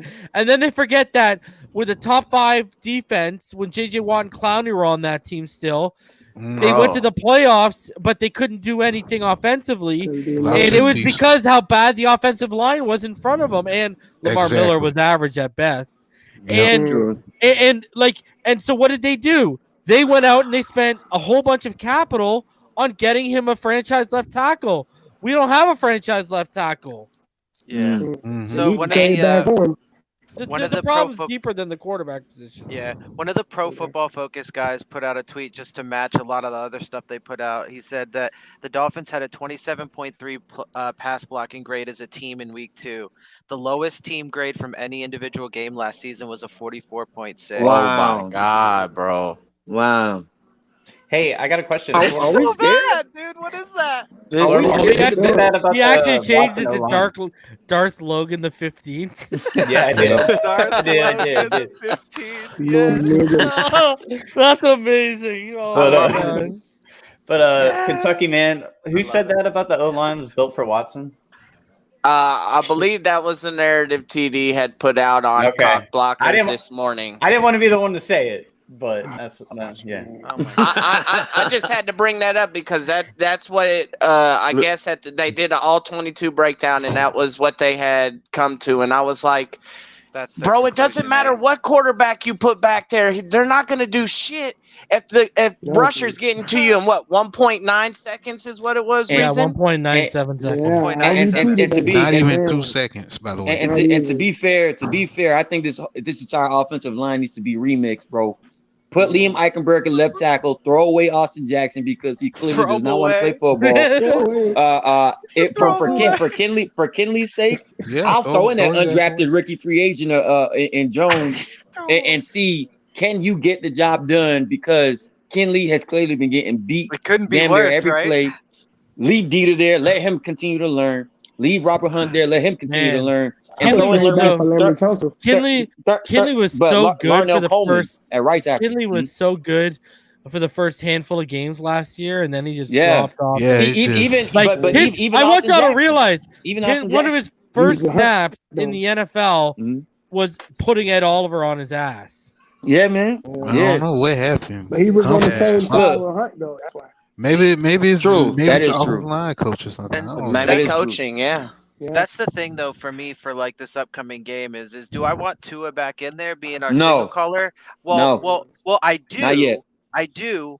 However, the problem is I don't want him going back there behind that offensive line because I don't trust it. And it's not just about pain management, because he might feel like he can play and he might go out there and he might be okay, but as soon as he starts getting battered again, he's like, I'm it's out. about further injury for me. Like I don't want to see any kind of further injury that ends up knocking him out for the rest of the year. And Dylan, you got to think he's probably gonna be. I would be like a deer in headlights, bro. Like, where's it coming? Where's it coming? Where's the I know it's coming. Yeah, you'll be I know it's coming. Yeah. Where's it at? Where's it at? You know what I mean? Oh, God damn it! That's why I was telling people, like, when the thing held up, because people were like, oh, Tua should have threw it deep because the receiver was wide open. He was like, shit, I'm surprised the damn offensive line held it together. He thought he got rid of the ball. He thought the press was coming. He's like, oh shit, you guys held the blocks. But like Reason said, this is what we've been screaming all season. When Lindsley, that Rodney Hudson, Orlando Brown, Morgan Moses, all these opportunities that we just screw it. No, we gonna run with Jesse Davis. He's our man. He's the best. They did that for Omar. Omar got the team, so they did. And bargained shopping for guys named Bobby Hart. Doesn't even sound like I know. Ice, bro. Wait. Who they signed? They signed somebody? No, they released Bobby Hart, who they signed like last week, and they signed Roderick Johnson. Scrubs traded for Scrubs. Yeah. They need to be trading for Laramie Tulsa. That's what they need to be doing. It's getting bad enough to where I'm starting to believe. Hey, our quarterback got injured. Let's go bargain bin shopping. I'm just saying I'm starting to believe that Tua is being set up for failure, bro. I do too. I really am. Bro, look, can we go trade for the entire Kansas City offensive line? Like, why not? Yeah. Look at what ball game asked. Look at what ball game asked. What did they really upgrade on this team? They really only upgraded depth in the secondary.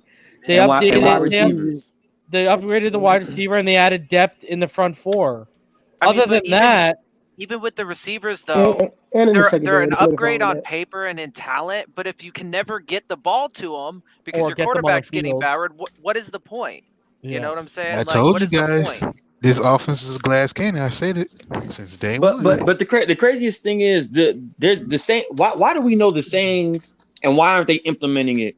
The games are won and lost in the trenches. Period. And we saw the apex of what that meant against the Buffalo Bills, bro. He's like, oh, really? You know what the scary thing is? Someone brought up to me today, Martin. It's the worst. Other than corner, we're not spending money on any premium positions right now.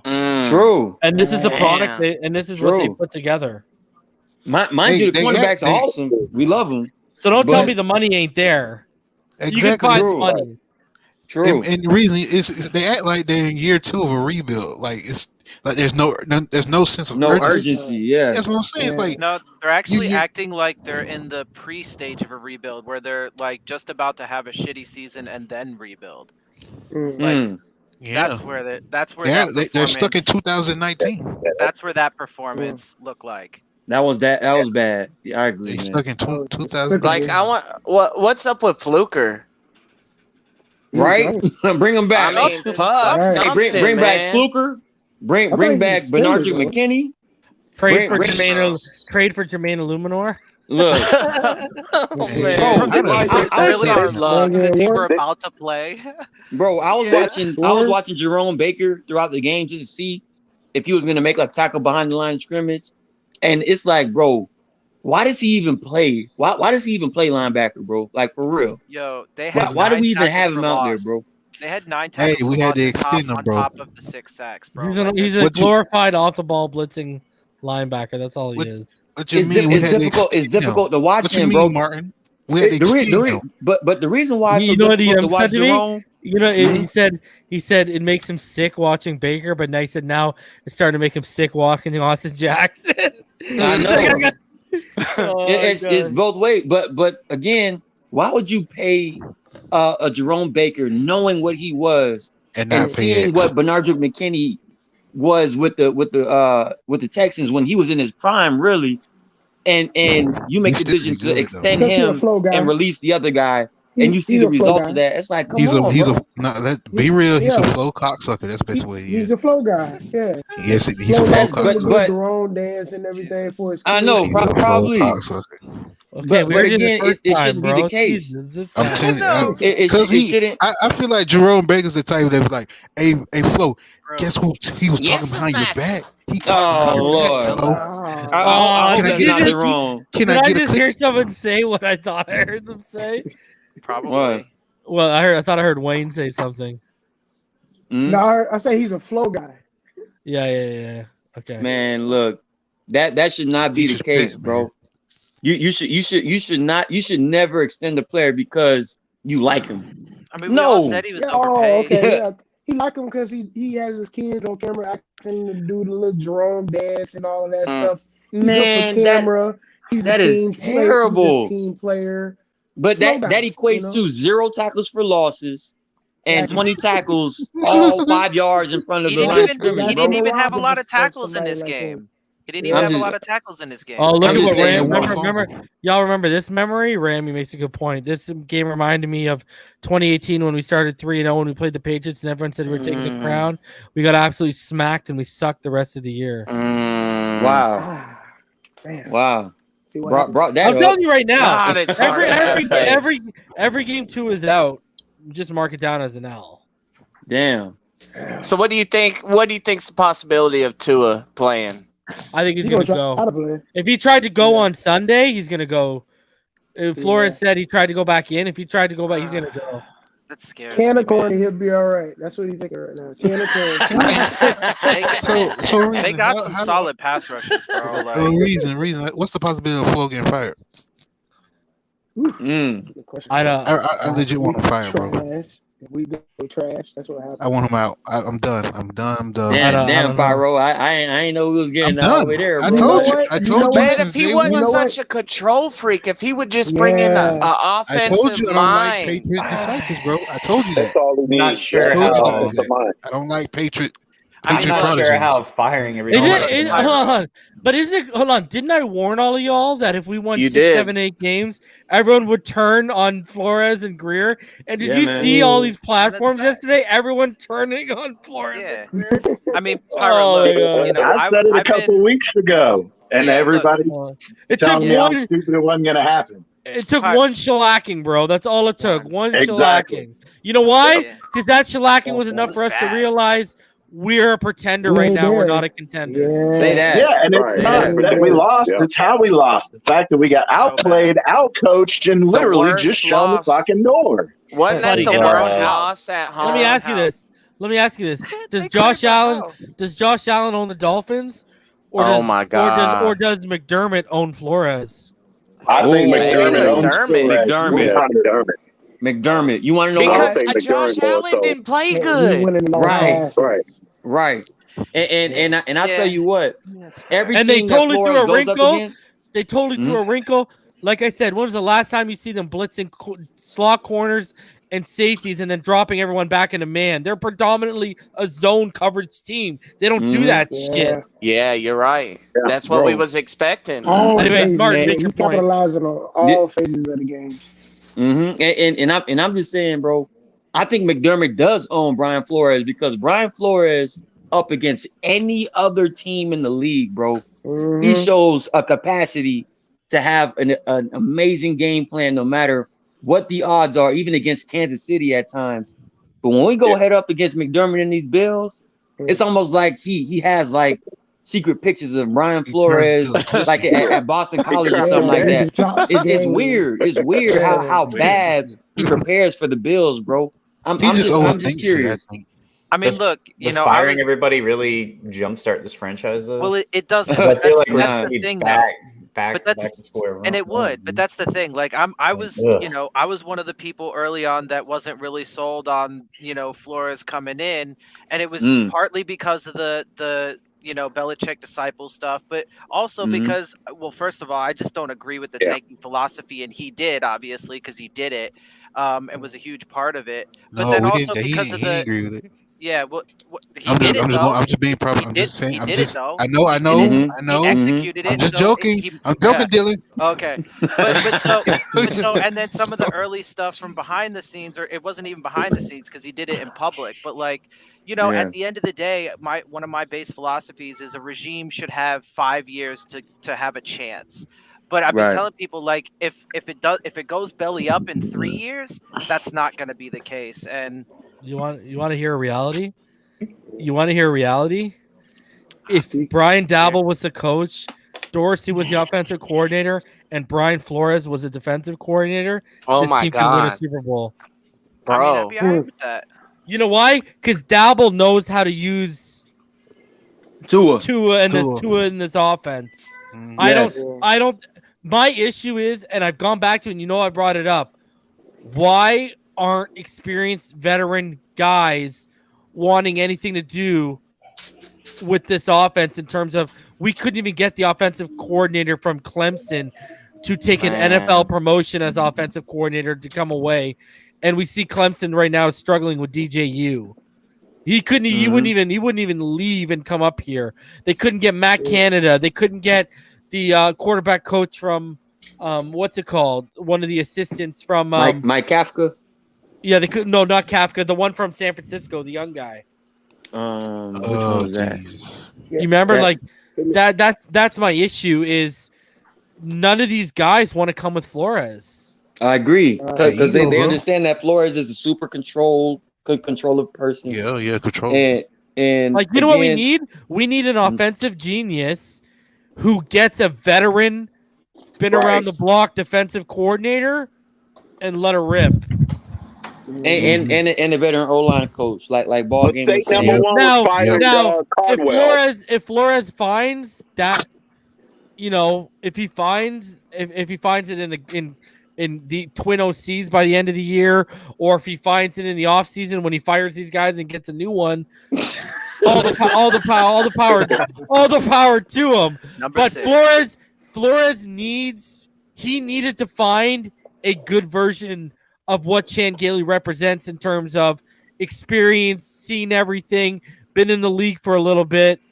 The problem was Chan Gailey didn't want to waste his time grooming a young quarterback. He wanted to run his offense with Ryan Fitzpatrick. That was the impasse, right? I know. But he needs to kill this. Think of it. Godsey hasn't called plays since 2016, I think, right? Mm-hmm. And Stuteville's never called plays. Lemuel Jean-Pierre is a rookie O-line coach. I love Charlie Fry, but Charlie Fry is a rookie coach in the NFL. He was a coordinator in college, right? Agreed. So all these first-timers, they're going through learning pains as much as the offensive line and Tua and all these young kids are going through. I'm with you 100% reason, but again, that game, and I hate to bring it up because it was preseason, but that game against the Atlanta Falcons showed what can happen when we're clicking on all cylinders on offense if everybody's on the same page. And unfortunately, from the offensive line to the receivers to and I will say again, Tua works best. Dang, bro, we losing people like flies, bro. Tua works best when Tua works best when we run the football well, right? Myles Gaskin had how many carries? 5 or something ridiculous like that. And Jacoby Brissett had 5. Jacoby Brissett had 40 pass attempts, right? Yeah. Ian made it very clear, and I agree 100% with Ian. You must run this offense through Myles Gaskin until it's shown that we can't anymore. Because Myles Gaskin, whether it's running the football or catching the football out the backfield, he's shown the most efficiency as an offensive threat than any other player, including Jalen Waddle, and I don't want to even put it on Jalen Waddle this early in his career. We have to learn how to lean on players that moves the football forward. And for us to only run the ball with Myles Gaskin 5 times, that just goes to show how panicky we were during that entire game, bro. Hey, Martin, could this be a thing when you were pertaining to the Falcons game in the preseason? That offense was cooking, and the O-line looked pretty good, but can we put this into account? The pass rush wasn't that good coming from Atlanta from the start. They don't have a very good pass rush to begin with. And two of their starters wasn't really even playing. So I agree. But this is what I'll say. I'll say the type of plays, right, that were being run in Atlanta were so clearly, it was so clearly like evident that we were trying to go downfield. We were trying to, we were pushing the football. Game. It was like the first game against the Patriots. That first time we went out, that first drive, and that second drive in the second half. That's what it was like. I get what you're saying. How it was in the Atlanta Falcons game. We need to. We were very aggressive. Yeah, it was up tempo, bro. That's all it had. And very aggressive. And we literally just took our foot completely off the gas. And it's like, why? Why would you do that? And Martin, you seen it when we were moving the ball with Jacoby Brissett when I forgot what corner of the Bills got. I think he got a cramp. We was going up tempo that time. True. And then we just right, stalled and they just out stopped. after that. That's what I'm telling you about. Like, what? Was beating on that one, and they just stopped going to him. They just that was that drive. They decided to go to Team Grant and Albert Wilson because the Bills was on their heels. The Bills was on their heels. Do we need to change the? No, go ahead, bro. Go ahead. Now, I was going to say, do we need to change the wide receivers' gloves or something? You know what I'm saying? So they can actually catch the ball? What was it wouldn't matter, man. It wouldn't matter. It's just coaching, flat out. It's coaching. And it's, again, I mean, your job they want to get too cute and do all of this, but the old adage is the old adage for a reason. You run the shit until they can prove they can stop you. And so here we are. Oh, we're being successful again. Oh, God, this is great. No, we're not going to do that anymore. Yeah, it's literally every time something works, they're like, "Yeah, it worked. We can't do that again." Like, okay, I guess. They're trying to fit a square peg into a round hole sometimes, man. I agree with somebody's comment. Richmond Webb for offensive line coach. Reason, make it happen. Hey, nah. All right, I get some land. Here goes something that got dropped on me. That dead on arrival. Hey, Reasons, here's something that got dropped on me last night from my manager. He told me that Hard Rock is built on the Indian burial ground. And that's why we're cursed. Yes. Yeah. That's why we're cursed. Sorty and Houts told me that, and I didn't believe him at first. It's right. Yeah, it's true. I think it's true. Because the people can't rest. I think it's greater. I think it's greater than the burial ground. When we demolished the Orange Bowl to build a baseball stadium when nobody goes to those games, that literally it doubled down on the curse. Yeah. Because we were playing at the Orange Bowl before they built Joe Robbie Stadium. Right. You know, so what, and we were the curse only occurs against the Bills?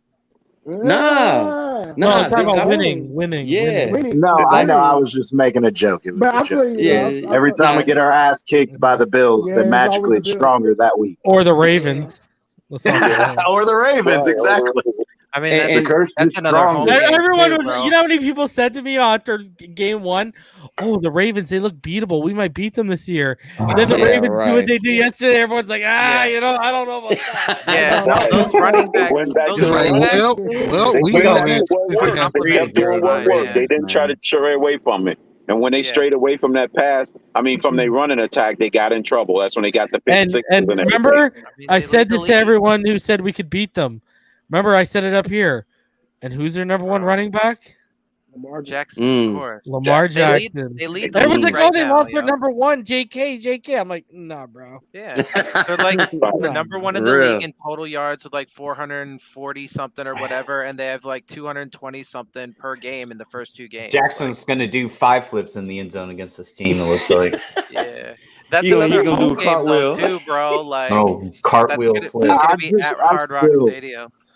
And I just got word today because you freaking Americans and your constitutional rights. They're not opening up the land border to. Oh no! Wow! So now instead of coming down for 22 days, sorry, my dude, I'm coming down for like a weekend.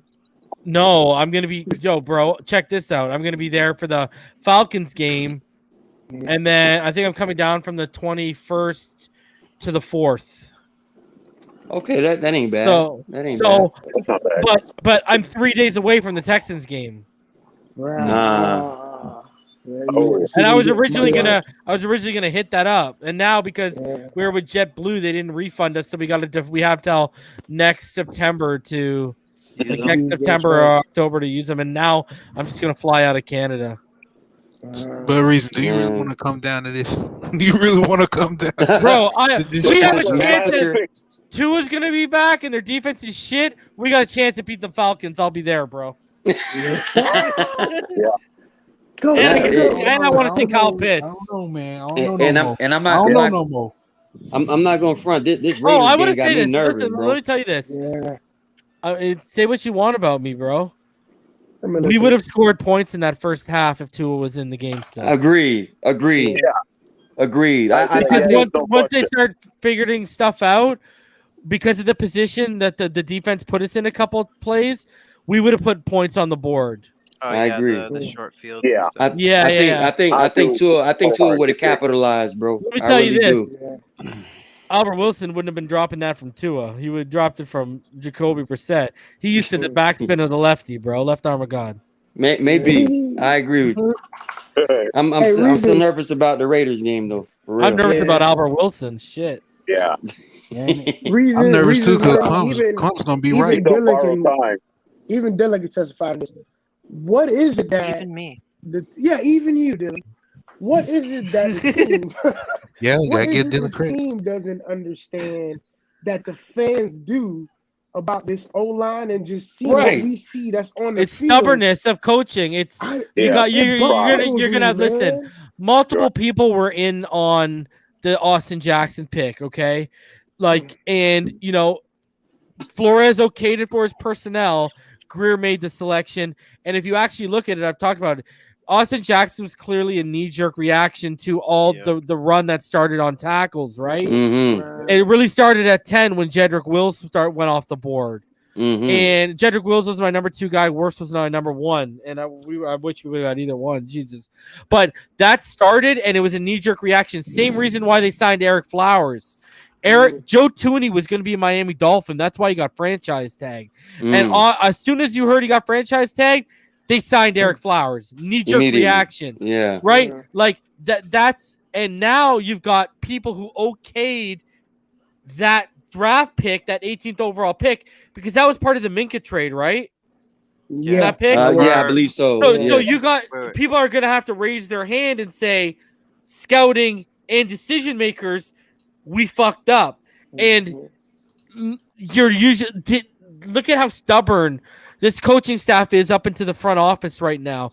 It comes down to the old adage with coaches. They believe they can get anything they want out of a player and they can tap into the potential. They saw the trade. You know what they did with Jackson? I'm telling you right now. They saw the athleticism and the physical traits. And they were like, yeah, he's not technically or fundamentally sound. Yeah, his hands are his footwork isn't great and his hands aren't good, et cetera, et cetera. But they said, we can work with that. And now you got a problem of they got to put up their hand and say, yo, we fucked up.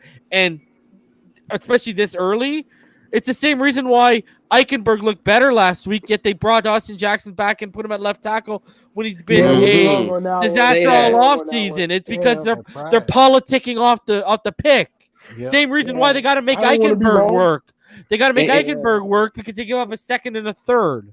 And the reason I don't think people are acknowledging enough that Austin Jackson might not even have the temperament to develop correctly, because it seems like he gets angry, like upset when things don't go his way.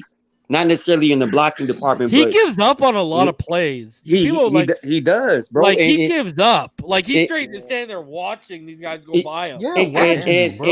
But what I'm saying is when he gets into like little altercations with opposing players, that's the only time he shows any type of fight.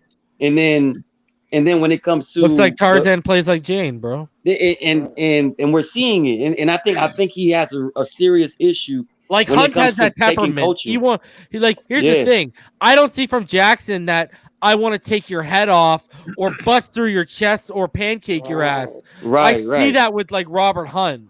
Yes. Both were saying last night, where's our incognito?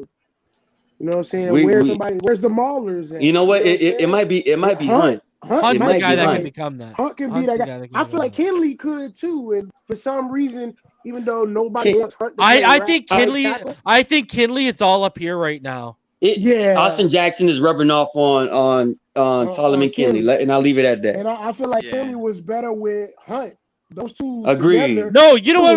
You want to hear what our best combination, and people aren't gonna. No, bro, go watch Solomon Kinley at right guard. With Jesse Davis at right tackle. Early in the season, they were actually our best combination I've seen in 2 years. They were passing off blocks. They were communicating. They were picking stuff up. It was Flowers and Jackson were a fucking disaster, and Ted Karras was helping no one out. But if you actually look before what's his face? Before Flowers got hurt, and then Kinley had to slide over, and then Hunt came in and stuff. Go watch the first 4 or 5 games with the right side being Jesse Davis and Solomon Kinley, and that was the best combination I've seen in the last 2 years. Damn. And the best left tackle. If you want the best left tackle play, go look last year when he filled in.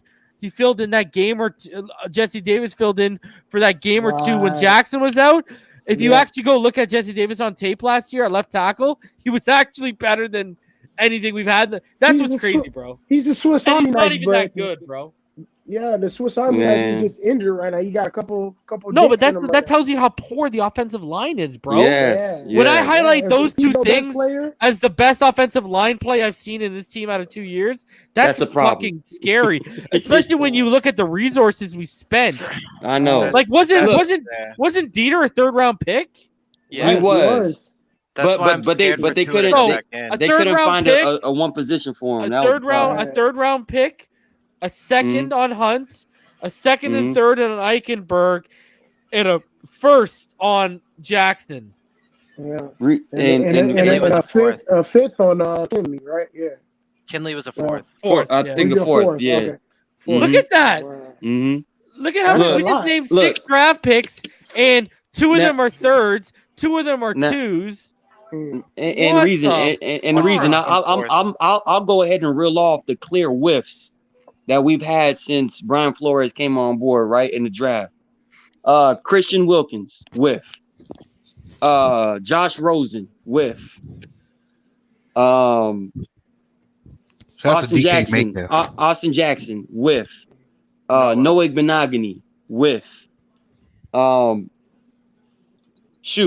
Curtis Weaver, whiff. I was actually high on him coming out. Isaiah Prince, Chandler Cox, Jason Strobridge, Curtis Weaver, Malcolm Perry. I mean, it's it's next to Steve Ross, start pitcher, bro. But the crazy thing is, motivation poster. I've been saying it since 19, bro. They sucked at it since then. And the biggest point, fucking wall, Dylan. He's got like a list for fucking everything over there, dude. Let me go back to the fucking wall. Let me go back. It's just 2 things. Look. The point is, you'll look over there and answer like 50 questions. Reading it off. I know. Look. Go ahead, Martin. My bad. Yeah. The point is that you all had a show about are we maximizing our resources? Oh yeah, remember the pushback we got? Yeah, that was June 3rd, bro. But everybody wants to keep trying. Let them develop. Develop what? And the more shit. It's becoming more and more obvious that they misevaluated on a ton of draft picks, bro. And that's they the worst overdrafted thing. on a ton of draft picks. Martin, and now we're suffering for it, bro. Mm-hmm. That's the worst but thing how many they were at the Senior Bowl. Yeah. And they had the pick of the Bowl. litter. They had the pick of the my litter. God. Yeah, and that's where I get the literal and figurative, but it's true. They make players shittier. Look at how much potential these kids had coming out of college, and they've somehow managed to make them shittier. How is that possible? Anti-development. I'm serious, though. How much of those picks that were full of freaking potential turned to shit? You think you'd hit on at least one. Exactly. These guys are like, no. We can't let him get good. Guys, you gotta here's the thing about it. Tua's hurt right Christian now. Wilkins isn't even working out in the long run for what they envisioned him being. Yeah. They envisioned more of a pass rush from Christian Wilkins, and it isn't coming. Not even half of that. No. It's crazy. Zach Tyler's the man, bro. It's bad. Like, when you look at, think of, not only could you've got a running back, you could have drafted Antoine Winfield with that Noah pick. And that would have changed the whole trajectory of the second and third round for us this year, because you wouldn't have had to take Javon Holland. But instead they're like, oh, pass on him, get Noah, and we'll convert Bobby McCain to safety. I know. We'll keep going with that experiment. We'll keep going with that experiment for a second year, and then get rid of him at the end anyway. I mean, speaking of dominoes, speaking of dominoes and Christian Wilkins, I mean, we talked about it, right? Like, and Logan somebody mentioned the Josh Rosen thing. Like, they could have not traded away a second and a fifth round pick for Josh Rosen, right? And then they didn't have to take Christian Wilkins after a run on defensive lineman. They could have got an O lineman and then got a D lineman in round 2 with that second round pick. So it's from Jump Street, man. Jump Street. All I gotta say, Josh Rosen, and 23. Thank you, Josh Rosen, for giving me a platform to start my YouTube career, because I was calling what you were from day one, and then it ended up you're not even worth a practice squad, really. That's tough. On like 6 different teams. Bro, I hope Matt Ryan, like his wife, like gets magically pregnant and has to deliver, and Josh Rosen has to start against us. Ooh, no. That'd be so fun. I didn't want to wish injury, so I had to come up with something else. That's better. That's better. I need a Yeah, I needed like an immaculate conception going on there, and so then. Hey man, don't wish for that, because ball game might get a little happy if Josh Rosen do have to come in. Oh yeah, Josh Rosen four interceptions against us easier. Yeah, that could be possible. Just a rough game, fellas. Rough game, bro. It's just one though. My goodness. It is a tough one to be just one game. I know a lot of fans out there just like, what the heck? I feel bad for the fans that went out there, spit that money. It's the first game. Inside that heat. And got mudded. Yeah, bro. Got mudded. That heat was supposed to help us. It didn't. Right. Complete opposite. It didn't. So Omar asked, he's asked this a couple times.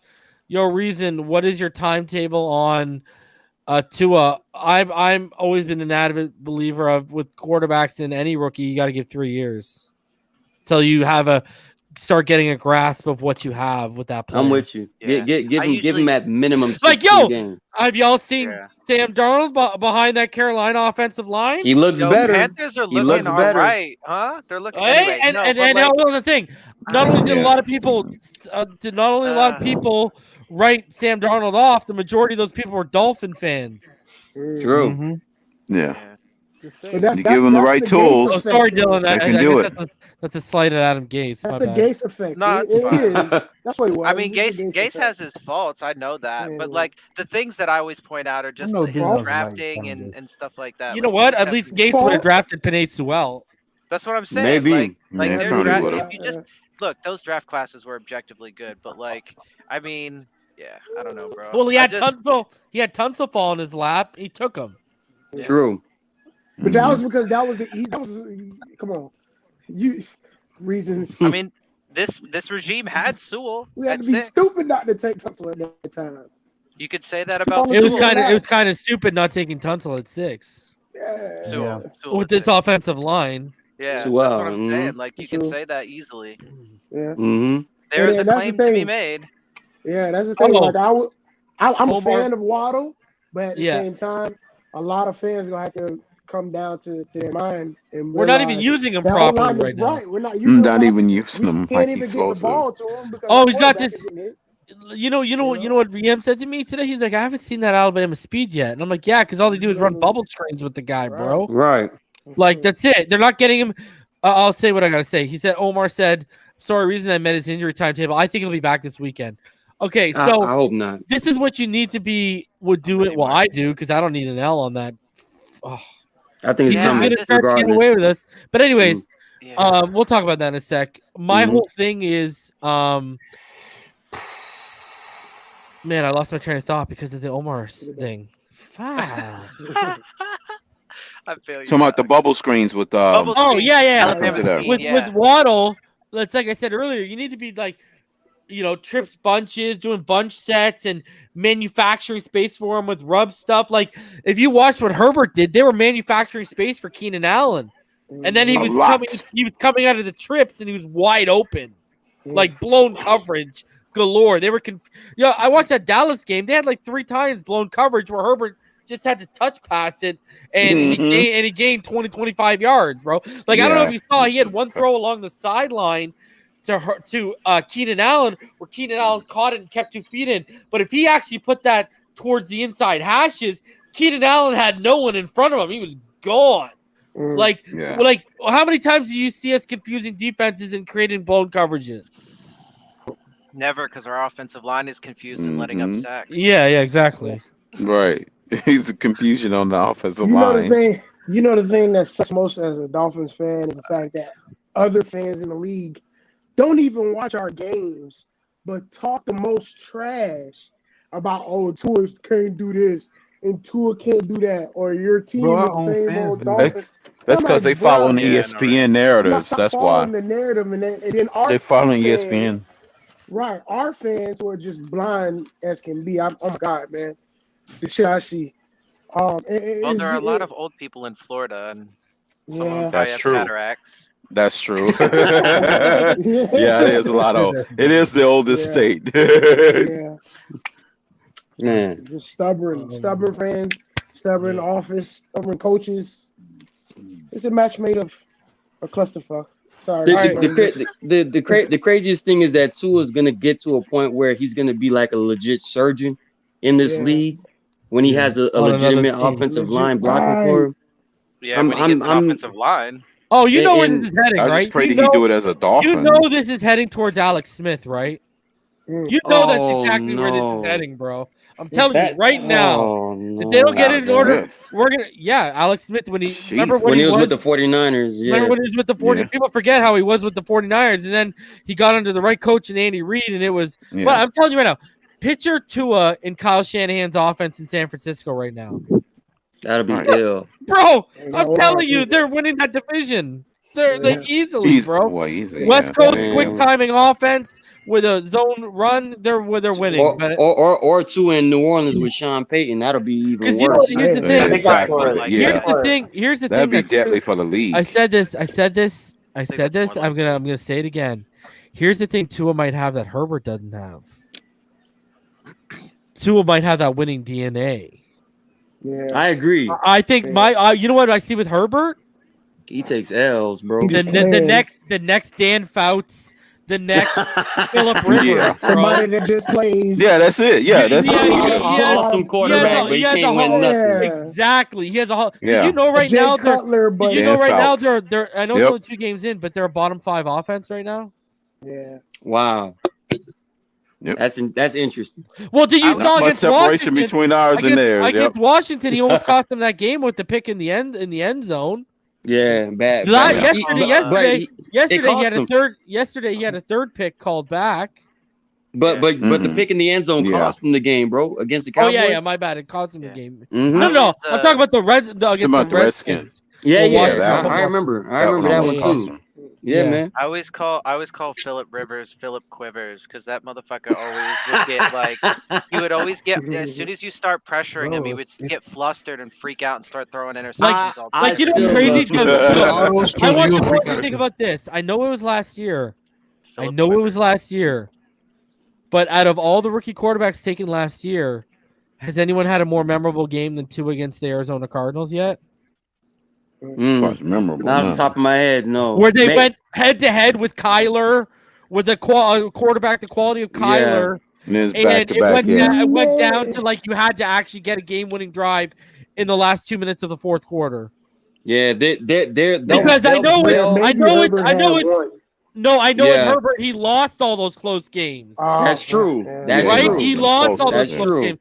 Denver Broncos, he threw the pick in the he threw the interception in the end zone. That's true. And then against the Buccaneers, he threw an interception. The Saints, yep. And then the Chiefs, he almost brought them back, but he lost. But Tua almost brought them back in the second half alone. Yeah, he didn't have a chance. But I'm telling you, the perfect example of where this running game that's why I told people I keep having established the run or take advantage of their run defense in Buffalo. Go watch Tua. You want to see what Tua is? Go watch the LSU game in his final year. The first half, they did not run Najee Harris. The second half, they ran Najee Harris, and Tua was beating the best defender in the country at the time, Derek Stingley, outside the numbers, which is big boy throws in the NFL. Consistently. So, it's because he was living off the run. I'm telling you right now, they found the recipe with Tannehill, offensive line, running back. There's a lot of quarterbacks who look at Drew Brees. Drew Brees needed manufactured space, and he needed an offensive line. Herbert, look at Herbert. He clearly needed an offensive line, or they wouldn't have invested that much. And what does Herbert need? Herbert needs the vertical stuff and the seams, right? Like he needs that stuff open, whether you manufacture it or organically get it. So quarterbacks need certain things for them to be successful. And right now, we have not put the things in place for Tua to be successful other than the weaponry. Yeah, I know. That's the only thing they not get. enough. And that's not how you win games. Yeah, they have the bells and whistles, but no frame. Like there you go. Right, exactly. Right. Yeah. Exactly. This is why I said before we drafted, if you go back to me, receipts are out there. 2019, before I started this channel, when I was coming up on TD Finstock with Ball Game and EM and all this, before the draft, I said over and over again, I don't care if you draft Burrow, I don't care if you draft Tua, Herbert, or Jordan Love. Yeah. Build a wall in front of whatever quarterback it is, because the wall of China, bro. If it's Tua and he gets hurt, if it's Herbert or Burrow and they bust out, you can draft or trade for another quarterback and just plop them behind that offensive line, and you know the protection's taken care of. On top of that, mediocre receivers can flirt with 1,000 yards, and mediocre running backs can flirt with 1,000 yards. Like, do you realize if we had a top offensive line, Gaskin could flirt with 1,000 yards on the ground and probably 15 and probably about 1,500 total yards all purpose. Agreed. Easy. I mean, that's that's where it starts, bro. That's where it starts. Do you guys remember the screen they ran last week? That was the most pitiful thing I've seen in my life. Kinley and Dieter are having a fucking picnic and shaking hands and looking around, and there's no one there, man. That just goes to show you the quality of coaching that they're receiving in that room. When an offensive line goes for a screenplay and you're looking behind you, instead of looking directly in front of you to what defender you must blow up in order for this play to work. That just goes to show you how poorly coached these guys are. And again, it all goes back to Flores and who this guy is bringing in and how he's setting a bar and a standard for how these guys need to be coached. And again, like they said before, we need veteran coaches inside this building to get things going back to where we know we needed to be, because right now, man, it's looking so bad, bro. Like, and that's what was so infuriating about what we said earlier is, I get it. The defense is set. We're good. Offensively, we need to find what works. And every time we find something that works, we just stop doing it. And it's like, oh no, let's go to these other plays we know we're shit at, and we're not doing what we're supposed to be doing. But no, let's keep calling those. Right, exactly. You know what's crazy about the draft philosophy too? They know they have these deficiencies on the offensive line, and instead they draft Phillips at 18 and Holland at 36, And the reason they're making those moves is because they're expecting Noah to take the leap and X not to be a part of the team, so they can replace some of the ball production with Javon Holland, and they can get that organic pass rush through Jalen Phillips to get to the passer more than they could. So to kind of alleviate the loss of X, and then they end up buckling and having to pay X anyways. And that's why they're making the moves to increase the pass rush and to get the ball production back there. That screams, okay, we're not going with the guy this defense is built around right now. And we're expecting Noah to take that leap. And then that blows up in their face. And here we are. Hey, Reason, when we get backstage, bro, I'm gonna ask you a question and just see what you think about it, bro. Yeah. All right. Let's start with final warning thoughts. you right now. Yeah. Let's start with final thoughts. There you go, Martin. Well, Logan, Darth Logan, your final thoughts. Darth Logan the 15th. May the force be with you. I don't want to see another 35-0 loss, man. We're 1-1. Hopefully they get it together, but it's not looking very promising. But whatever. Ends up, guys. Darth Logan. Martin, your final thoughts, buddy. Yeah, Reason. Thank you for having me on. Again, terrible. And we'll be back tomorrow night, guys. Me, Martin, and Ball Game. We'll be breaking stuff down. Yes, sir. Go ahead, bro. All right. Good luck, right? Yeah.